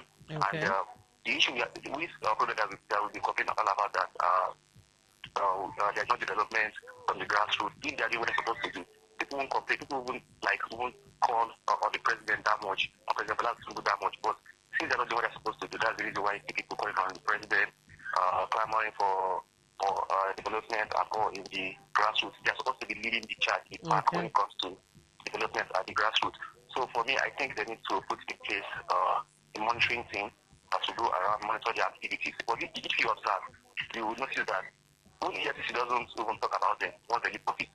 And that's one position that people don't talk about. People don't talk about them at all. And we need to talk about them. We need to ask them questions. There needs to be accountability on the local government chairman. So I support that there should be a monitoring team who monitor their activities and question them on what they're using these resources for, because the money they're paying for the federal government is not like before. Okay. The money goes to the state government, and the state government will use the discretion to give them whatever it is like. This money is going directly to them, and once they give you more, you need to do more. So do you think it should be the federal government, the state, or an independent body? Or let me just throw this in, a civil society organization instead? Okay, who should do the monitoring? No, it should be a coalition. Okay. There should be a rep from the federal government, from the state, and from civil society organizations, from journalists. So there should be this body that won't be, so that for impartiality, we don't want impartiality. So these people can come together and form this coalition to monitor them, to see what they are doing. And if they can form this coalition, you see they will sit up. Okay. All right. Thank you for your opinion. I guess this is where we'll have to let you go, and hopefully we'll see you back in the studio very soon, right? All right. Yeah. All right. Thank you for that. Our correspondent, Olawale Sanusi, giving us his thoughts on the matter on the table, and that's, monitoring the local government and how they get to spend the money. Let's take some of your text messages and go to the phone lines. Good evening, Lady D. Reverend Onyedikachi Amadi Nomuma. Discipline in the Nigerian police force may be a welcome development, yet let it not be lopsided or a vendetta, but let it cut across the 36 states of Nigeria for a holistic orderliness in the Nigerian police force. But I ask, can't the Constitution of the Federal Republic of Nigeria checkmate the operations of the Nigeria police in the 36 states and the FCT? Reverend Onyedikachi, if you ask me who I'll ask now. Please, the task force should not come from the same station. It should come from another agency or employ a new body that will enforce, all right, or do a good work. My name is Philip from Uniport. All right, Philip, thank you for that. Let's quickly check WhatsApp and then go back to the phone lines. Just a second. We have okay, let's take this one. All right, this is football. All right, let's take this message and then we wrap up with the phone lines. My new good friend. Yeah, good evening once again, my friend. Yeah, Don Wilson. For me, Radio Snap president. For me, I don't know whether police really mean business. Yes. First of all, I want to thank the Commissioner of Police. Yes, because the question I asked in the morning, I still ask it again now. Releasing the police, I hope they will not change him from Oyibo to another police station. Another station entirely. If they are suspending him, let them suspend him. If they find out he's guilty, he should be dismissed, and the police should let us know. My good friend, Commissioner of Police, River State, is doing well. Yes, I'm sure that's a credible man, zero to corruption. That's a good one. Let them dismiss the man. Yes, if I'm guilty. Yes, to serve as a deterrent to others. That's the only solution to stop us. As far as he dismiss him, the others will be scared. There are many of them, very bad eggs in the police. For the police in the police, we don't need another agency again to check fraud. EFCC, the IPC is there. Meanwhile, if you are a genuine giver, if you give, it doesn't matter how the person utilize the money give. Yes, to me, I believe in that school of thought. They even bless the CEO, the people begin to petition EFCC for how much? Can they not even reach 20 million? Left for her. If anybody from sickness is on your head, you will still fall sick. A lot of come will catch up with you. I can't give and begin to check. It's just like a person deceive a father. He's in the high institution, they collect money. At the end, you're not in the high institution. When the other supposed to graduate, you did not graduate. You do yourself. You did not do to your parents that give the money or your relative. So to me, there's no cause for alarm. If you're a genuine giver, you give, come out your mind there. Thank you very much, Kembillion. All right, Kembillion, thank you for that. Let's go to the... good evening, Don. Yeah. Please, I will choose to remain anonymous this time around. All right. I want to speak on the suspension of the GPO who collected 500 million per day without the person committing any known offense. 500,000. Well, just like Robin Maja said, why didn't they mention the name of the GPO and the division? It happened. These things are things that are happening every day in River State and in Nigeria. It's just that this one came out in the limelight because someone followed it up. Go to Joe to Autopos. These people will arrest boys. People pay themselves there as high as 1 million, 2 million, 3 million. It happened before me. I'm a boat driver. They even heard me because of the boys I'm carrying. I was meant to sleep in that station for doing nothing. They released me the following day because they felt like they released me, maybe I'll make call or contact someone that will come for those guys. It happens every day. Autopos or Joto. Number one, they're doing this thing. Thank you. All right. Let's go to the phone lines. Get your thoughts. 95.1, welcome to the show. What's your name? Where are you calling from? Yeah, good day, Don. My name is Christian, calling from Port Harcourt. Sometimes I begin to wonder how we have allowed ourselves as a people to get to this point where it appears there is no law anymore in this country. It's an open secret what police and security people are doing, and nobody is there to deal with them. People are not, scapegoats are not there. So what do we begin to think that the country is going to run? Like they said, righteousness exalts a nation, white sin is a reproach. This level of corruption in this country is just everywhere. You can imagine it is people now who is advising local government on what to do. Don't they understand there are constitutional provisions for what local, federal, and state government are supposed to do? All now right. Individuals would advise local government again on what to do. I don't understand the kind of people that are managing this local government, that they don't even know what they're supposed to do. One man will put them there and begin to collect money every month from them. Are we serious in this country? All right, we get your thoughts. Interesting take, though. Interesting take. All right, keep the phone calls coming. 0810-9510-951. The platform, welcome to the show. What's your name? Where are you calling from? Robin Naja, the farmer. Let me go. Yes. The advice given by the professor. If you have a last caller, who checks the federal government? President Bola Tinubu. All the money is borrowing. Who checks him? Who is checking him? What are they using those money for? Who is checking the state governors? How they spend the money? So it's the local government council that a committee should be set to check and ask them how to spend the money. How to spend the money is provided. Section 14, somewhere around C or so. The people should be allowed to participate in their government. And when the people are allowed to participate in their government, the democratic space will be open. Not one person or two individuals come together to appoint or select who become governors. They will not be answerable to the people. They will be answerable to those who appointed them now. Okay. It's a fact. All right. Thank you for calling. The platform, welcome to the show. What's your name? Where are you calling from? Good morning. I'm calling for Port Harcourt. All right. Welcome to the show. This commissioner of police, well, I'm not his fan because he's have not done enough since he came to River State. I want to tell him to mention the DPO's name, the police station where they posted him, and parade him. If he's really sure that he's not playing tribalism and not playing enmity against his fellow policemen. Yes.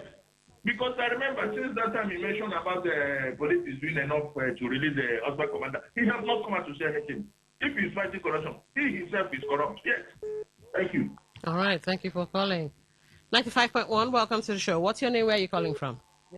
Yeah, the professor knows that what he's asking for is just to be. The biggest thing to ask our president today is to ask him not to focus on 2027. People have been shouting, not today, people have been shouting, focus on governance for the local government. But we have a politician in River State who says, take your eyes off River State. River State, nobody should interfere in River State. So what the professor is asking, he should think well. He should rather act, like he said, he should rather act civil society to put pressure on this local government chairman. That is nothing the president will do. 2027 is around the corner. Thank you. All right, thank you for calling. Chijoke, you say a call for proper monitoring of local government fund is a laudable and good one to ensure optimal utilization of these funds allocated to grassroots levels. But federal level that has a lion's share of the generated fund account, federal government should give account of what they have used our money for. I see. So rather than we ask the local government, we should also be focusing on the federal government. All right, this will be our last call. 95.1, welcome to the show. What's your name? Where are you calling from? Good day, Don. This is Dennis Onyagwa. All right, Dr. Dennis, go ahead. 1 minute, please. You're a lawyer. You should teach people your rule of law.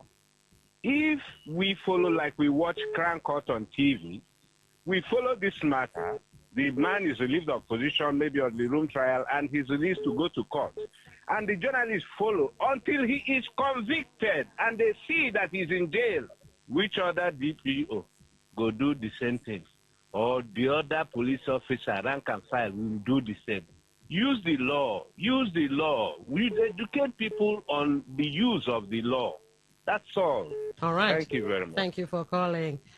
On that note, ladies and gentlemen, interesting things. You know what I always say, interesting things always come to an end. This is where we have to bring the platform to a close. But don't forget, the platform is produced by our awesome news department. And tomorrow, yes, there will be another edition of the platform. Until then, do have yourselves a lovely evening. Up next is News in 60 and the Waiting They Happen crew. In fact, Mary Queen just walked in wearing black and red. I wonder if she's trying to tell us something.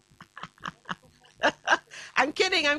Anyway, take care and enjoy what's left of your day.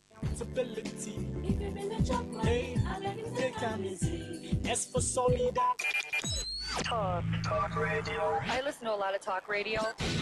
95.1 FM. Today's news in 60. The federal government has launched an expanded air cargo corridor linking Nigeria with key markets in East and Southern Africa through a new partnership with Rwand Air. Data from the Nigerian foreign exchange market shows that the naira traded at approximately 1,363 naira 41 kobo to 1 United States dollar during Monday's session. The Nigerian Communications Commission, NCC, and the Corporate Affairs Commission, CAC, have announced new regulations aimed at strengthening oversight of ownership changes within the telecommunications sector. Company income tax payments by manufacturers fell by 68.25% year-on-year to 74.48 billion naira in the first quarter of 2026. On the foreign scene, oil prices dropped today as optimism grew over ongoing diplomatic talks between the United States and Iran, aimed at easing tensions in the Middle East. Today's news in 60. In 60.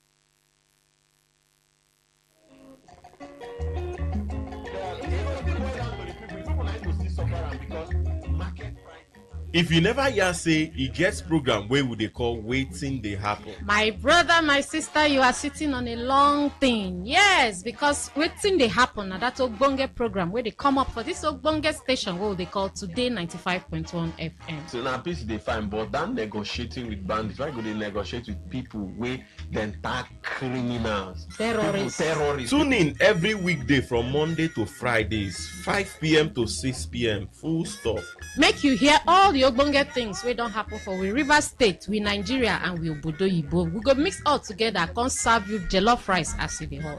The voices wey you go dey hear on top wetin dey happen na MC Kuro and Mary Queen. I wan go hook person husband. I wan go fit hook person husband. I need to hook single guys so that the people no go go chicken another person. On top wetin dey happen, we dey discuss serious matters on seriously.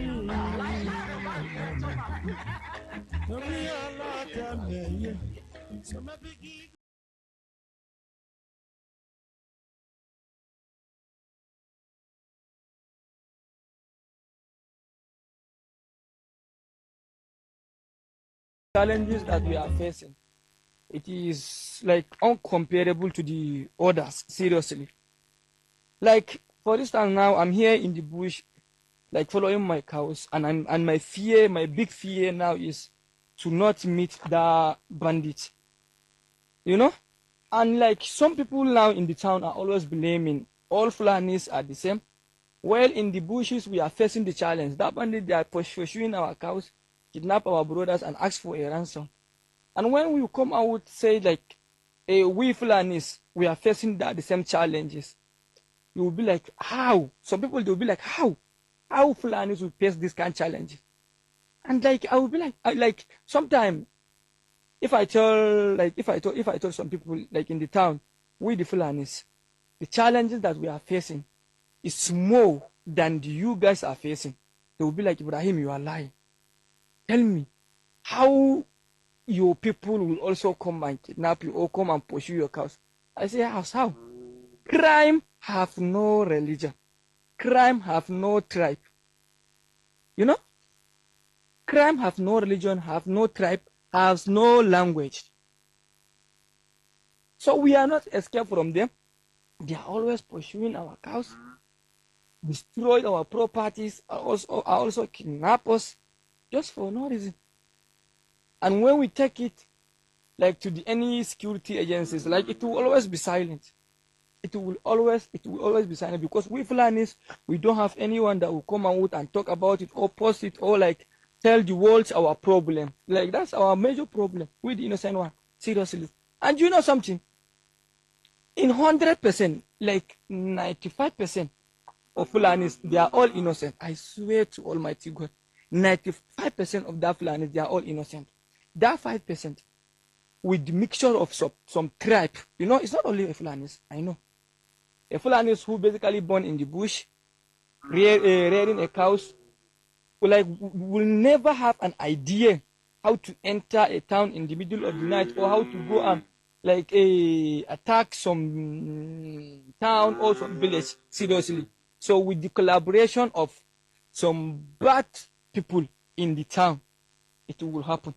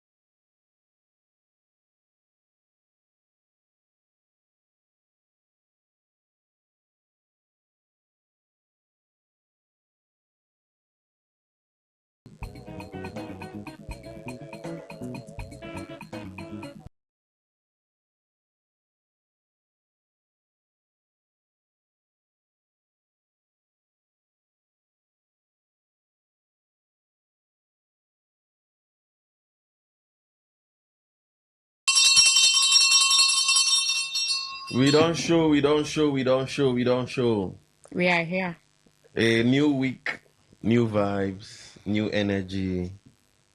And what's new again? A new Nigeria. New arresting. Chai, show. The whole show. See the way they drag show. Already he himself doesn't carry prison bag. So he be no say then go then go detain him. So he carry prison bag. But no, at least only 2 days, today and tomorrow. By Wednesday go back court. You know, so go. But see the way they be the drag. That's it. Now, well, maybe if it's too for harassment, because that is harassment. That dragging is unnecessary. The guy don't already they follow you, so the dragging is for what? So maybe when he finish with this one, he go come back. DSS go pay him for harassment. I mean, DSS just want show Nigerians say they work. I mean, we need them in our forest. No, be to go drag shower. That is a presidential candidate for crying out loud. Now that they harass like that, a whole presidential candidate. Like I feel very sad about it, but as a comrade that you are. Yeah, I'm a comrade, but you know, see Dory. that actress, they even make me laugh. Dory Shogala. She they add comedy to the whole thing. Because you know, say she an actress too now. So now the person she like when Kenneth Okonkwo they talk, you know, she an actor. So they feel that acting vibes for their body. And I tell you, just because they add drama for the tea, unnecessary drama. But anyways, it's I beg. You do very. I don't like the way they drag show Russia, but. You know, saying be done faint. I think one time the poor tear gas in faint. You understand? But I that one no go make and give up on the struggle. But they say the poor tear gas, one person faint. Then shoot gun, the other one face the gun. So but anyways, all the same, happy Father's Day. Happy Father's Day to all the I know they like when women they talk happy Father's Day to all the who never be father and carry no, like you get the way women happy Father's Day to all the responsible fathers. But of course, why would they do wish Mother's Day? Would they say happy Mother's Day to all the responsible mothers? Nobody go just come here and say happy Mother's Day because mothers always responsible. For fathers now, when I don't add responsible, I don't like that. You know, we know they find people where they you know you just go deposit the thing disappear. That is not a father. So we don't get irresponsible mothers. It then so by all now they wish happy Mother's Day. Who hold you make you not put irresponsible mother? Anyways, happy Father's Day to all the responsible and irresponsible fathers. Irresponsible ones. Go look for your own. Wait, go look for your own happy Father's Day. Happy Father's Day to all the responsible and irresponsible fathers. The irresponsible fathers, our prayer is that one day you become responsible. You understand? If it take you 20 or 30 years, Jesus. We pray that one day you come back like the prodigal son. May not come to disturb our timeline because by that time now maybe the picking don't become something for society. Then you come the warriors and that is my son. He's not taking care of me. He's only looking at his mother. Now like this they use start to. Another thing I observe for this Father's Day, account number no really fly. If you see Mother's Day account number, just they fly. Because I know the money no the. But a rich Father's Day, nobody talk, everybody just. Now, father, they even sponsor the Father Day. If you don't want to sponsor it, let's sit down in the house. Why is it like that? Are you not the breadwinner? No wonder they say men they die first before women. Now you won't die. Because if you don't want to die, make yourself imagine happy. For Father's Day, we supposed to see, Daddy, send your account number. I have something for you. MC Kuro, send your account number. Let me see I can support you. You're doing a good job. You're a potential father. You understand? No account number. Is there somebody come my gig, say, make I do giveaway for you. I block the person, sir. Okay. Mary Queen, you're not supposed to take me out today? It don't pass now. Which one we say it don't pass? I don't understand. It don't pass. Yesterday. I know you're anyways, today. But meanwhile, I'm secure. So yesterday, I wake up to Facebook love letter. Okay. Facebook send me love letter. Say your account has been suspended. I see it. Well, that's both Instagram and Facebook. Oh. You know, go appeal court. I can't say Facebook. What's happen? They say should be the mama fly. Say I be AI. So you be AI. Oh man. You need to add that to your name. You know they add MQ. They say Mary Queen AI. AIMQ. That's how Apostle for living. God, I'm very But the cock be saying, they can't give options. Say, okay, for appeal, I can't appeal. They can't ask me some kind of questions like that. Can't tell me.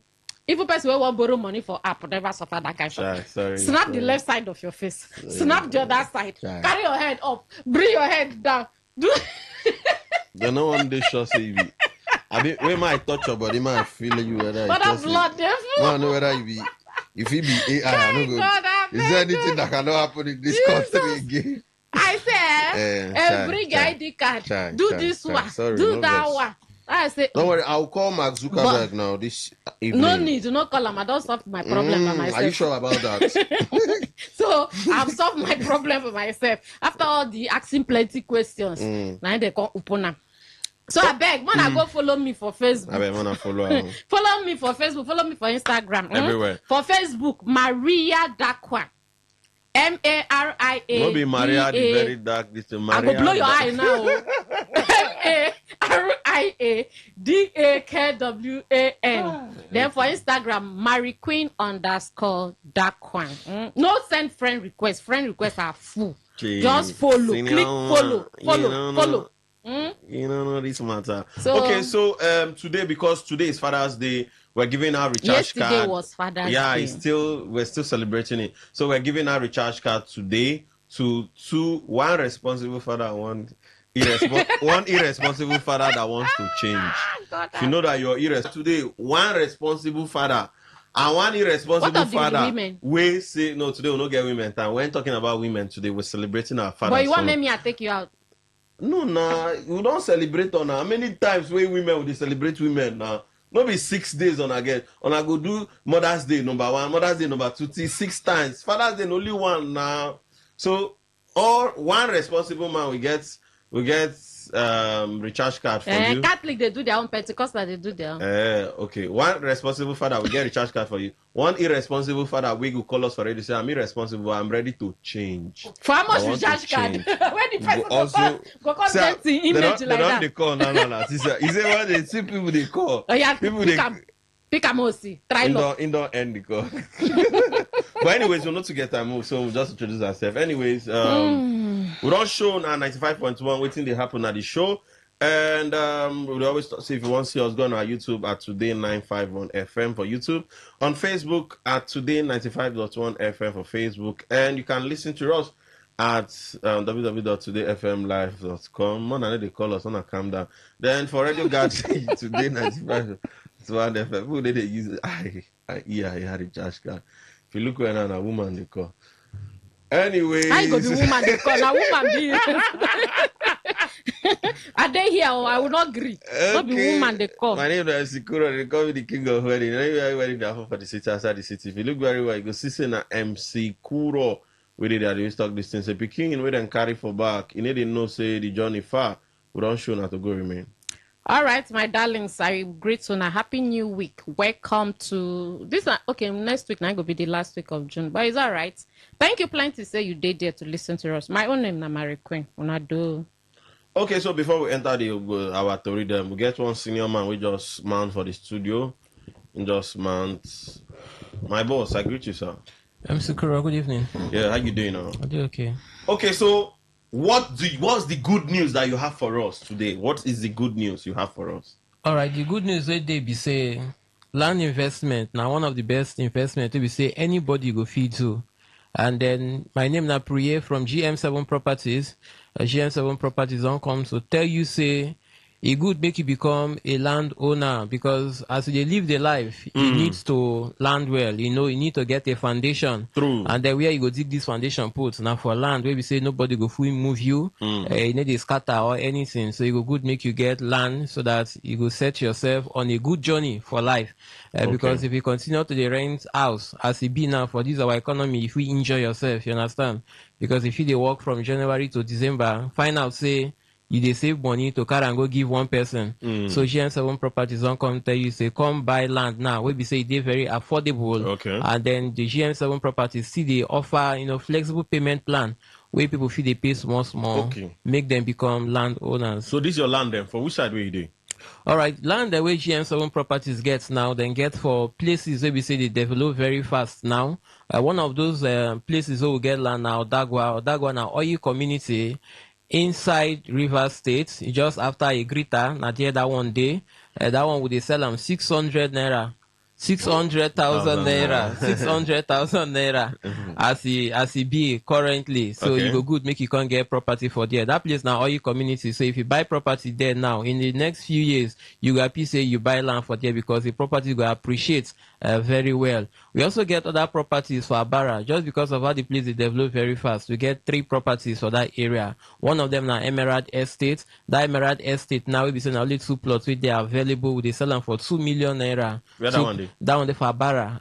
Okay. Yes, Abara Ishe. Okay. Now 3 universities did that side, including the River State University Extension, Faculty of Agriculture.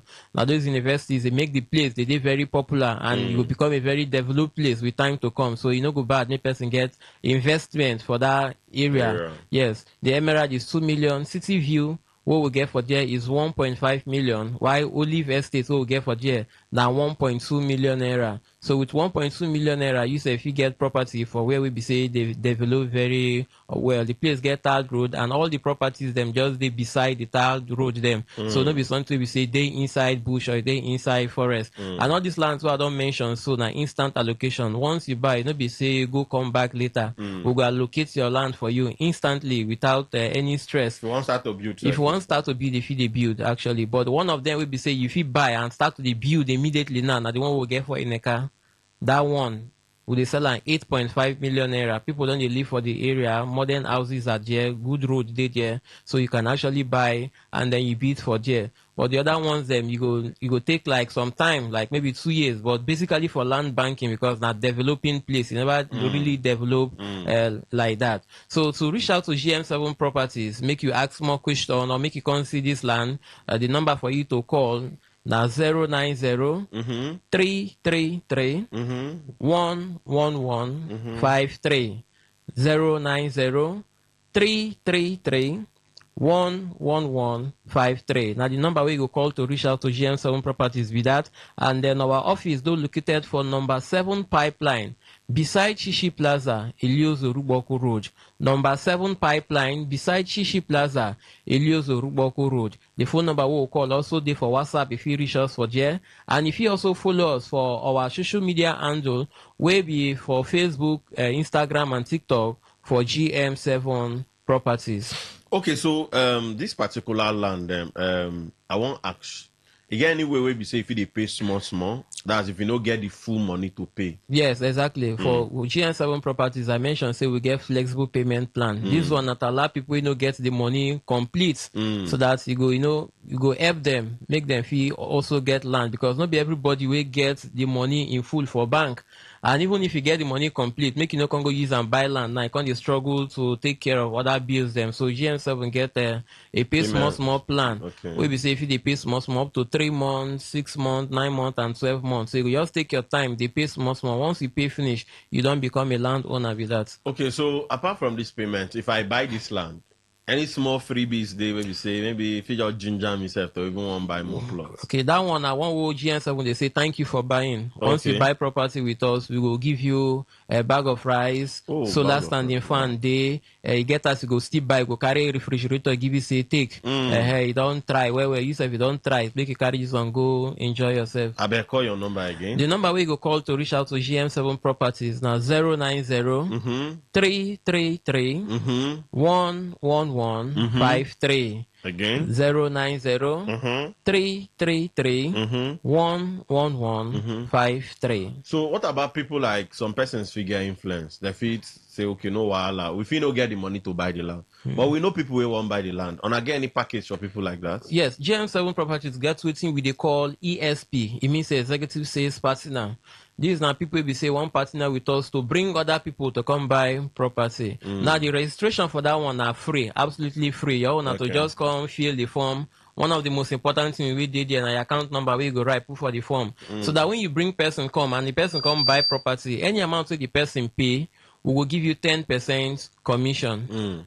So if the person buy property of 1.2 million, you say you don't get 120 be that. If the person buy the one of 8.5, you don't get 850,000 be that. So we dey invite all those people and we dey welcome them. Okay. Yes. Okay. So when be on a visitation days, like days where if I say I want to see this land, because most times they say seeing is believing. So which days will be say be on a visitation days where I feel can't use my eyes? Yeah. All right. Because of how we want make it be say everybody go fit come see land. Some people they work Mondays to Fridays. Some people they are only Saturday they go. We don't make them they very flexible. So the inspection days now Mondays to Saturday. If you call in book for inspection Mondays to Saturdays, we will carry you go show this land Mondays to Saturdays from 10 a.m. to 3 p.m. You will call us, we will carry you go show all this land and so that you will actually see say the land, then they better place and a table dry land, not be place where we say water they stand and all the rest of that. We know they for those land them. So you go good make you can see and with your own eye. So in terms of documents, if you buy the land and I get some kind of documents one they give. Yes. And if I say I want to carry my lawyer come, on they permit that kind of thing. Yes, if you carry a lawyer come, if you carry yourself, no hidden charge, there's no hidden activity. So if you want to bring your lawyer come, no problem. If you want to bring your surveyor come, no problem. But once you pay complete, say you pay outrightly or you pay small, you pay finish, GM7 Properties will give you free deed of conveyance and a registered survey plan. Free deed of conveyance and the registered survey plan. Where they show say you now the actual owner of this property where you don't buy from GM7 Properties. And if you can't go court, they stand say now you get the land, nobody will fit drag on with you. I better call your number again for people who just listen to us and we won't buy land. All right. So the number we can reach out to GM7 Properties to make inquiry on land or to become a partner now 090. I won't ask you because anything we consign land, sometimes they get within they call land grabbers. Yes. And most times now within people they fear because you get some persons who don't buy land and the land can't enter problem. I want you to talk to people so that make them understand, say, GM7 Properties gets that credibility. All right. So GM7 Properties, we don't do for this business for over 6 years now. And we don't see many things. We don't hear many things. But once you go tell people they listening to us now, say, GM7 Properties don't make better check to show, say, or to check, say, land that we then they buy. No day for any disputes. No day for any land that we then they buy. No day for any disputes. No day for any katakata or no be government na get them before we dey buy this land so that people who we sell land to they no go get any problem. We don't go ministry go check government road pass here. I be in the future government won't use this place. We don't confirm and say no. Say government they no get any hand for here or two brothers they fight for this land before we they actually acquire those land them. So we don't do it. No, people they call due diligence. So people go feel actually trust us and GM7 Properties don't they reliable over these years. So if you deal with GM7 Properties, with their motto now integrity and comfort, then they'll give you the best and you go feel trust in them, then they're reliable. Okay, so just your final word for our people. All right. Final word is that if you buy land today, no be wrong investment so you do, but they set yourself for tomorrow. With only 20,000 naira initial deposit, you are on your journey of becoming a landowner. So call us and book for an inspection. Make yourself become a landowner. Okay, thank you very much, my brother.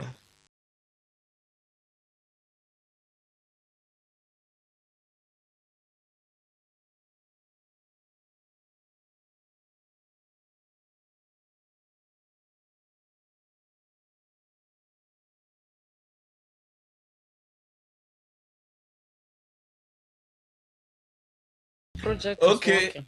I just watch for TV saying Mr. Projects, the FCT minister, the commission, the water supply network waiting for Karabi. And I just see the speaker of River State House of Assembly in the Abuja for that place. Tell us how they find out from here. Okay, now they find out. Amewule, please, we are looking for you in River State. Come back home and pass budget, please. I think that budget in the. I use finish now. Okay. We never. I never hear from River State House of Assembly. They never sit for a long time. You know, so leave Abuja, come back home, Major. Now here we vote you. Come and do your constituency thing here. Leave Abuja. Okay, we don't get time. We'll just touch all this story. We'll just romance them sharp. Back. Just back. hit them. Okay. Hit them for the head. Okay, we just back. Oh, back. On our to go call us back. So today everybody now back. Even call us back. Everything we're doing is back. That is the word for today. You know why you go to church, pastor will say, tell the Holy Spirit to give you a word. Okay, so today's word is back. Okay, so let's back. The first story we'll get here. Edo State APC chairman Jared Tenebe then see this particular man in where INEC accredited observer, that clothes where they wear, then see and wear them. This they talk about APC chairman for Edo State. Then see him for the Ekiti State governorship election. In where INEC that vest, in where the waka. You know, this now the fear of Nigerians. You know, to say the INEC be compromised already. Okay. Remember what happened where this person, what's his name? Larry being upload Emeka Ike some of the documents that we're supposed to be for only INEC uploader. Now we don't see another Edo State APC chairman in where INEC accredited observer. Abi APC members are now INEC officials. More know the difference because there's strong a difference question. INEC and APC. I beg, differentiate them for us. Okay, so they say observers have no executive power. They cannot give instructions to poll workers, interfere with voting, or change any decision made by election officials.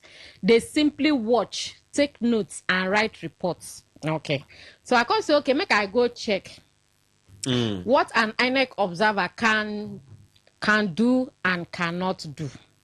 So they say they get access to polling units and blah, blah, blah. More go to the cannot do so that we go there fast. Wearing, that's the wear, that cloth where it doesn't wear. So wearing or displaying any clothing, badge, or symbol representing a political party. So as far as Barry Queen is concerned, that APC chairman from another state to another state be no day there as INEC chairman, INEC observer, because one already don't identify himself with waiting in where. Okay, I want me to just hold out your points. When we come back, we will talk about that more.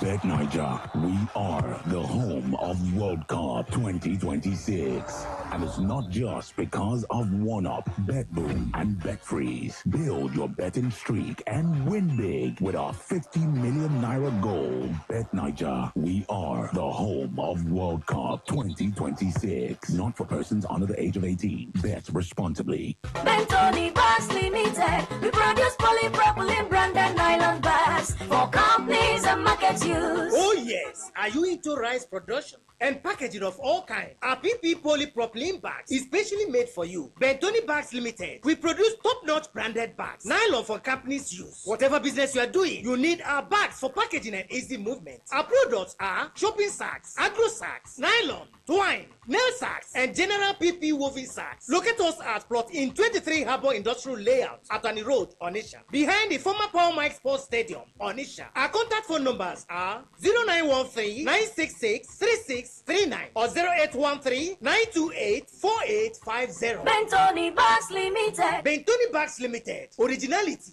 is our name. Port Harcourt, are you ready? Today, 95.1 FM, the voice of the people. This is Today 95.1 FM, Port Harcourt, voice of the people. Okay, we don't show back. We see there for 95.1. The show now. Waiting they happen. My name is Sekura. Still there with. And my name is Mary Queen. Okay, so Mary Queen, just wrap up that particular topic. So I feel say INEC they continue to give us reasons to doubt them. Yes, they continue to give us reasons to doubt them. So because when we see things like this, we begin to ask how 2027 one can day. You understand? Because it doesn't make sense. And the guy come out and we don't even see videos. They get one video where I watch where the lady they happy say like give her 15,000 and people don't come out and cry say they see money back as they keep the money they don't hide them. They give them take go vote take vote go vote. You all those vote buying so many things. So why on earth would APC chairman come be observer for another state? It doesn't make sense. So, INEC chairman, Piton, please, up your game. But these things are not necessary. No, they give us reasons to doubt you. From the days of Twitter, say Twitter, no say, you post, you no post, till now, you still they give us reasons. Even our own will do here on Saturday. So many flaws. I read no work, this one no work. No, what's happen? If ordinary by-election, we not forget them right. We don't know who will win the election. Even if we know, but at least if we pretend, I say, okay, we are trying. Olaka win now. Olaka. My brother. Anyways, Bonatin say INEC need to explain to us how then they take the APC chairman come be end up being observer. So on go tell us what happened. I think about that. More enter the second story. This particular story, it won't look like say it won't be controversial somehow. This particular story get ACB. Now,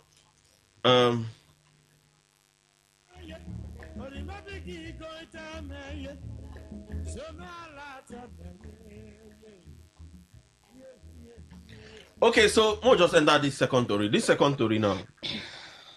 Gumi, on a no share Gumi. Now one senior man when it comes to the north, maybe say now they call him to say na clergyman. So now one senior man, he don't come at conto say, he don't come they tell federal government say, me federal government no they talk say bandits na terrorists too. To say make federal government no they say bandits na terrorists. Say if they talk say bandits na terrorists, bandits then get anger issue. The thing they pain them when federal government come to say, yeah, these bandits are terrorists. Say the thing they vex them well. Say if federal government continue to they say bandits are terrorists, the thing go cause more insecurity. The thing go shake our security for Nigeria because them now go they use vest mind they do anything we don't want to do. You understand? So it don't come at conto say even before when the members. But when federal government come at conto they say bandits are terrorists, the thing they pain these people, they vex so Mary Queen. Instead make on tell federal government say these people they vex so Mary Queen, how you see this thing? I go there see bandits, they call them say they be terrorists. And you don't know the difference between bandits and terrorists. People when they do their bandism. The terrorists they do their terrorism. You can't just say bandit or terrorist. Gumi said this people they vessel, Mary Queen. The primary difference between a bandit and a terrorist lies in their core motivation and ultimate objective. Okay? A bandit is an economically motivated criminal driven by financial gain. Criminal them bio to petty criminal. Wait, then see provision shop, then collect small thing. They never reach terrorists to. When they chop people cassava for farm now, waiting be that. That one I just they are now hungry. Now lead them to do that one. The cows they hungry. God, no find my trouble. Leave me first. So, financial gain, personal enrichment, or survivor. Whereas a terrorist is motivated by an ideology. And now that ideology, they thought say if it be religious. Remember when they thought say that they find Islam enter our constitution? Political. Remember say even our sitting people don't tell us in our opposition now they do them. Then social, now. Fulani headsmen, this one headsmen, all those Lukarawa, Boko Haram, and all that, and seeks to subvert the state or create structural change through mass fear. Okay, so this one where Gumi they talk, if I even feel say medicine after death because government already declared them terrorists since 2021, 2022. So this one when they talk now, no, just understand now. In they try cry so you out. classify bandits as terrorists? Oh, when no. Yes, because they say that they destroy government properties. So when you go to school and destroy the property and kidnap our children and our teachers, now terrorist acts be that now. When you go church, go the people where they worship, you go there, destabilize them. Not terrorist acts. Okay, so if you listen to us, this one when talk no follow. If in the talk say maybe the thing don't block chances of negotiation. It's not even necessary because our president right from time tell us they come to eliminate them. Not us come to negotiate with them. Okay, for now they listen to us and I go tell us how I see that one. We more enter the final story. You get one senior woman where her name na Benedicta Onka. This woman now waiting then call relationship therapist now she be. She don't come out come make strong advice. So she say as a matter be like this, say she dey advise young men. Say if you're a young man and you dey listen to me, no be me talk about la Benedicta Onwuka talk about say na insecure talk, no be me. Benedicta Onwuka na talk am. She thought say she don't come out come advise young men. Say as a young man, he good the age where he good to marry. To if you want marry woman now from the age of 22 to 27, immediately woman don't pass 27 years. She thought say may leave am for fathers, so the fathers of many nations. Because she say as a young man, if you say go marry woman in her 30s, say the woman don't see plenty things for relationship. She don't see shege for relationship. That bad mind now she go use enter the marriage. And if you look where the marriage fit no last, if he's gonna scatter the marriage. So say as a young man, he good say as a young, you look for 22 to 27 years of age, may you marry. But the big question be say, even the fathers them from 60, 70, them to now that young one, 22, 27, now they follow the young boys, they come hustle, they struggle with Are you them. talking out of experience? No, They don't drag out with you before. Because the way we know you plenty talk, names. We know plenty names. they But don't drag let's not with go there. you No, nobody don't drag before. with me. Edition. I told you I'm looking for a Fulani girl, but nobody don't drag Still with love me. is from Fulani. Eh? Still love is from Fulani. No, me tell her me she send her look out. If you like this Koboko, Marie you really Queen. want chop one. You Marie want Queen. chop this Koboko, or guinea. You notice say waiting this woman they talk small sense they inside. Sense no dey say inside. make young men look out for very young ladies 22 to 27 from 28 MC Kuro no 28 finish to the 40 question. something. Sense no dey inside that. Marriage no be But by age. you notice say women where they older don't go through a lot of heartbreaks. Anything we kind of say abeg. Na so them be. Before you see them carry that mind enter marriage. If you scatter the marriage. Waiting, okay, some people go still tell you say the older the better because the person don't get more experience. No, the older the more negative impacts with other men. Na lie. We other men don't destroy the woman. Now, like, okay, the men themselves, they not destroy. The ones who don't reach 40, 50, we never marry, waiting hold them.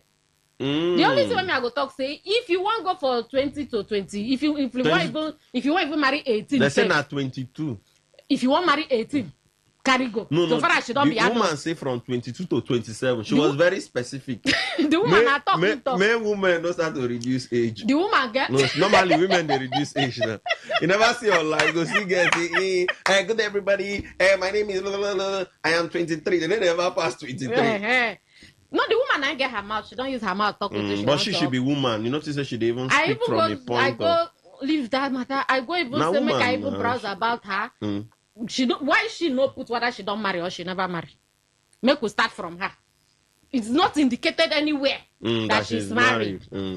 So why she don't feel say she too? She don't get plenty negative experience. Okay, so she's talking so from she experience. No can destroy young boys who want marry. I'm sure to leave that thing. See, again, women we don't advance. When na them even sabi take care of man pass. You get some Gen Zs. That make I talk say marriage na no be by age. You get some Gen Zs where you go marry, you go regret. Are you serious? Yes. Jesus. Because they never know the difference between social life and marital home. So they just feel everything a cruise for them. That one day. So sometimes even good matured ladies. If you but not be the one we don't reach menopause. Now you know that the only person who determine menopause na God. I think say menopause get age. You no get to because me I don't see 60 years we born. Are you serious? So miracle not the tire but Jesus. Generally, averagely speaking, from biological clock, biological clock where according to doctors where they know the doctor themselves go still tell you say na error. They can be error. They say na from 50. When you don't, your menstrual flow don't stop. Ovulation no day again and all that. But talking about keeping a home, is not by age. It's that by age bracket where they okay. You never see women where they in their 20s where don't they battered more than the ones where be 50. Because in their 20s they don't already date like 10. Why somebody in his maybe her 30, 40, her maximum will be like 5. 5, child. So it's not by age. Benedicta leave person. Okay, so Mona leave Benedicta talk on her own. The number to call now 0810-9510-951. Mate, come back again. 0810-9510-951. Then for SMS and WhatsApp now 0701 9339 962. They give fathers, we get a recharge card for 2 fathers today. Hello, good evening. Good evening. Your name and where they call us from? Etu is my name. Okay. Yeah, for Shegumi, I don't mean Shegumi because in Nigeria, even in southern Nigeria, we are very, very tribalistic, religiosity, and ethnic breakups. So speaking and defending these people, just like people are defending IPOP, and even Peter B say they are not seeing any offense that Nnamdi Kanu has committed upon all the killings and all the insulting statement and radiographer without authorization by NBC. So I don't blame Shegumi. They say Nnamdi Kanu never carry a gun to shoot, just like Shegumi never carry a gun and shoot innocent citizens. So that is the whole cup of tea in the north. If some people in the south they want the replication of what is happening in the north, that is the whole cup of tea also. For INEC, you know, they say if you don't belong to coalition group, you will not win election in Rivers State. You know the role that we to play Governor Obaseki second tenure in Edo State. So if INEC APC state chairman carry a tag of INEC as an observer, so they already bought INEC. The only thing opposition party and CSU will do is to petition INEC chairman, National Electoral Commissioners, and the Electoral Commissioner. All these elections that will go from one side to another, they are the ones that used to aid in a big election manipulation and rigging for the Green Party. And Mr. Okay, thank you very much, sir. Because thank you very thank you, much. sir. Because of time, 1 minute. Hello, good evening. Hello. Hello. Good evening, sir. How are we there? We do. We do fine. Good Christopher calling from Port Harcourt. Christopher, continue. You see this Ekiti election is a signal to what we are to expect in 2027. IREF, where they use the team, they not upload the time when they make election. Election close 2 o'clock. They upload after 4. Till today, INEC never tell us what happened. That election, now 6 APC governors, now go Ekiti,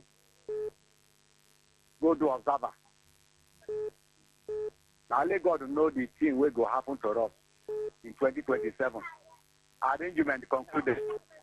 As for Sheikh Gumi, he don't even tell you before they make you compensate them. As they compensate bandits, as they compensate Niger Delta militants. So there's no difference between Niger Delta militants and the Thank you very much, sir. We try to maintain 1 minute. Thank you. Kudo. Thank you, sir. I'm a very, very responsible father. I've been married for 47 years. 47 years. Ah, wow. What's be your last phone number? What's be your last phone number? 9927. 9927. Okay, no wahala. Yes. After, send your number. Send your number now, in fact. Thank you very much. Okay, thank you very much.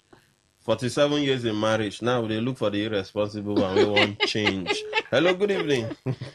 Yes, sir. Responsible. Good evening. Good evening, sir.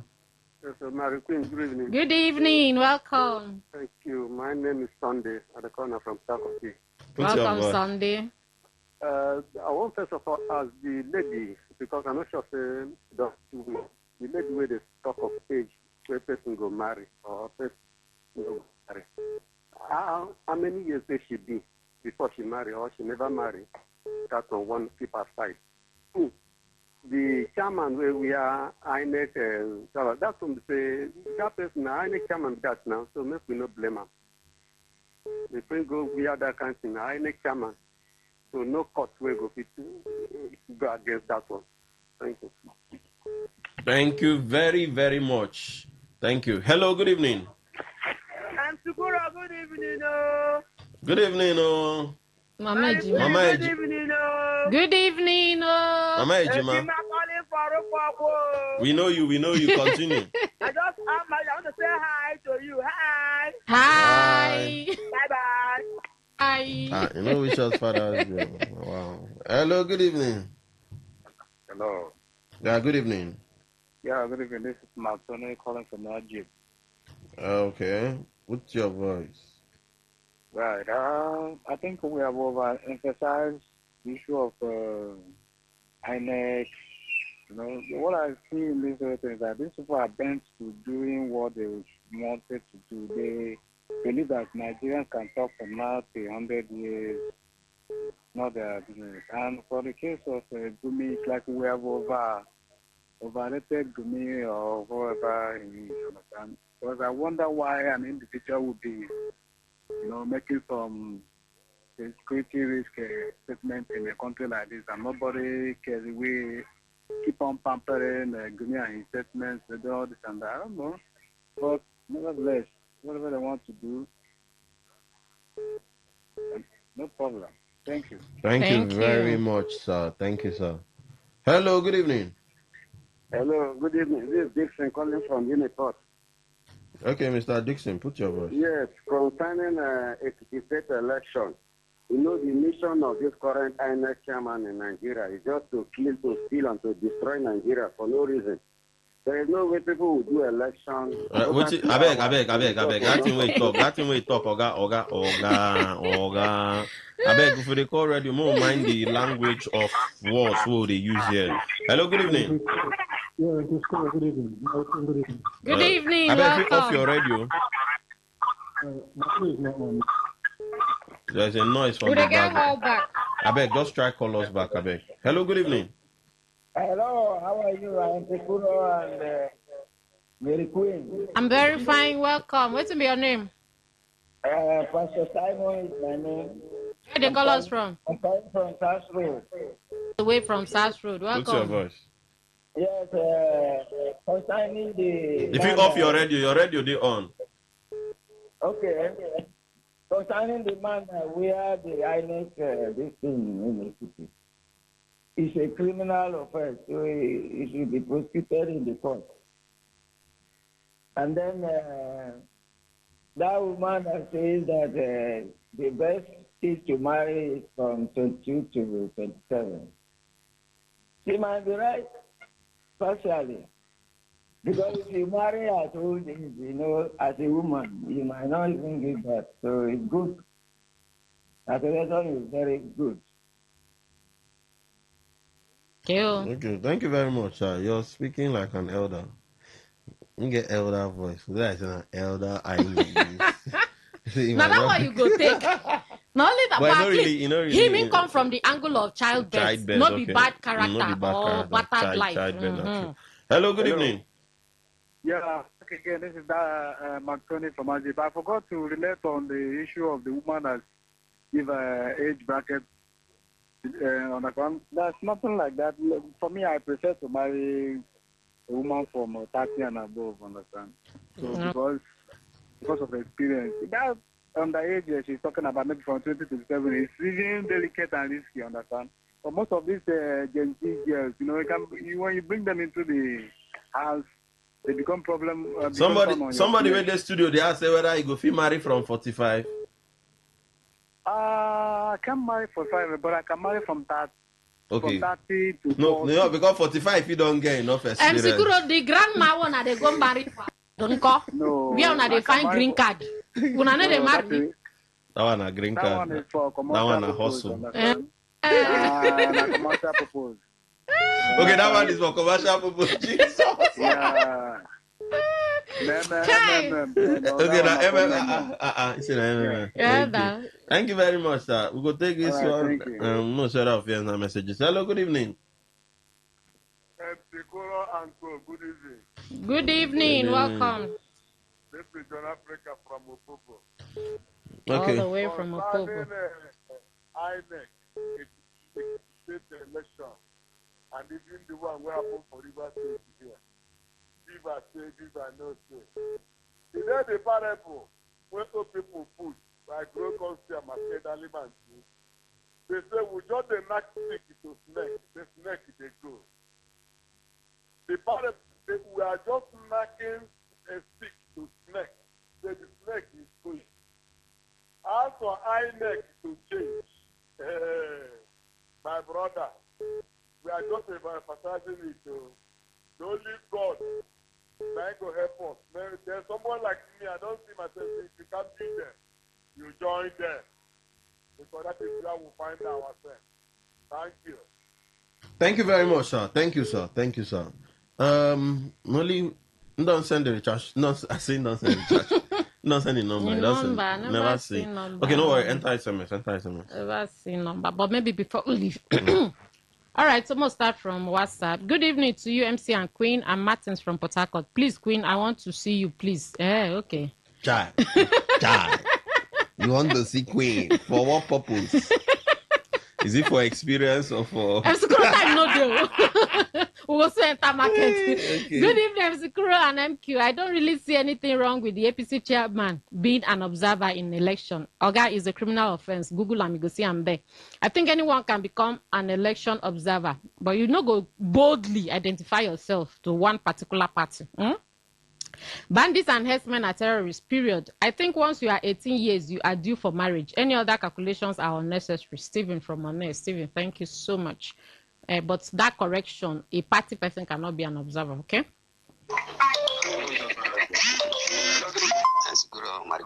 Good evening. It's 10 calling from Patagot. Okay. That is what you expect in APC. When you find a corrupt system, that's what you will see. The ABC chairman, we are in an official jacket. My brother, as this country, we have seen different things in this APC. Everything about politics in Nigeria have changed in this APC. Bless God will rescue Nigeria. Thank you. I say amen to that your prayer. Amen. No. Amen. Amen. INEC is a commission, but every worker is employed by the government. And what do you expect until independent body appoints INEC chairman? You will get such surprises. Imagine where an individual will wear INEC accredited vest that is absolutely unimaginable and let it be checked. Oh, you won't use grammar, finish me, but it's all right. You know, if you put your name, we'll give you your flowers. Mary Queen and MC Kuro, good evening. In marriage, the older the better. Oh, based on experience. T. David from Abua. T. David, thank you. Tell MC Kuro. But MC Kuro, no wait till you are old. You start now.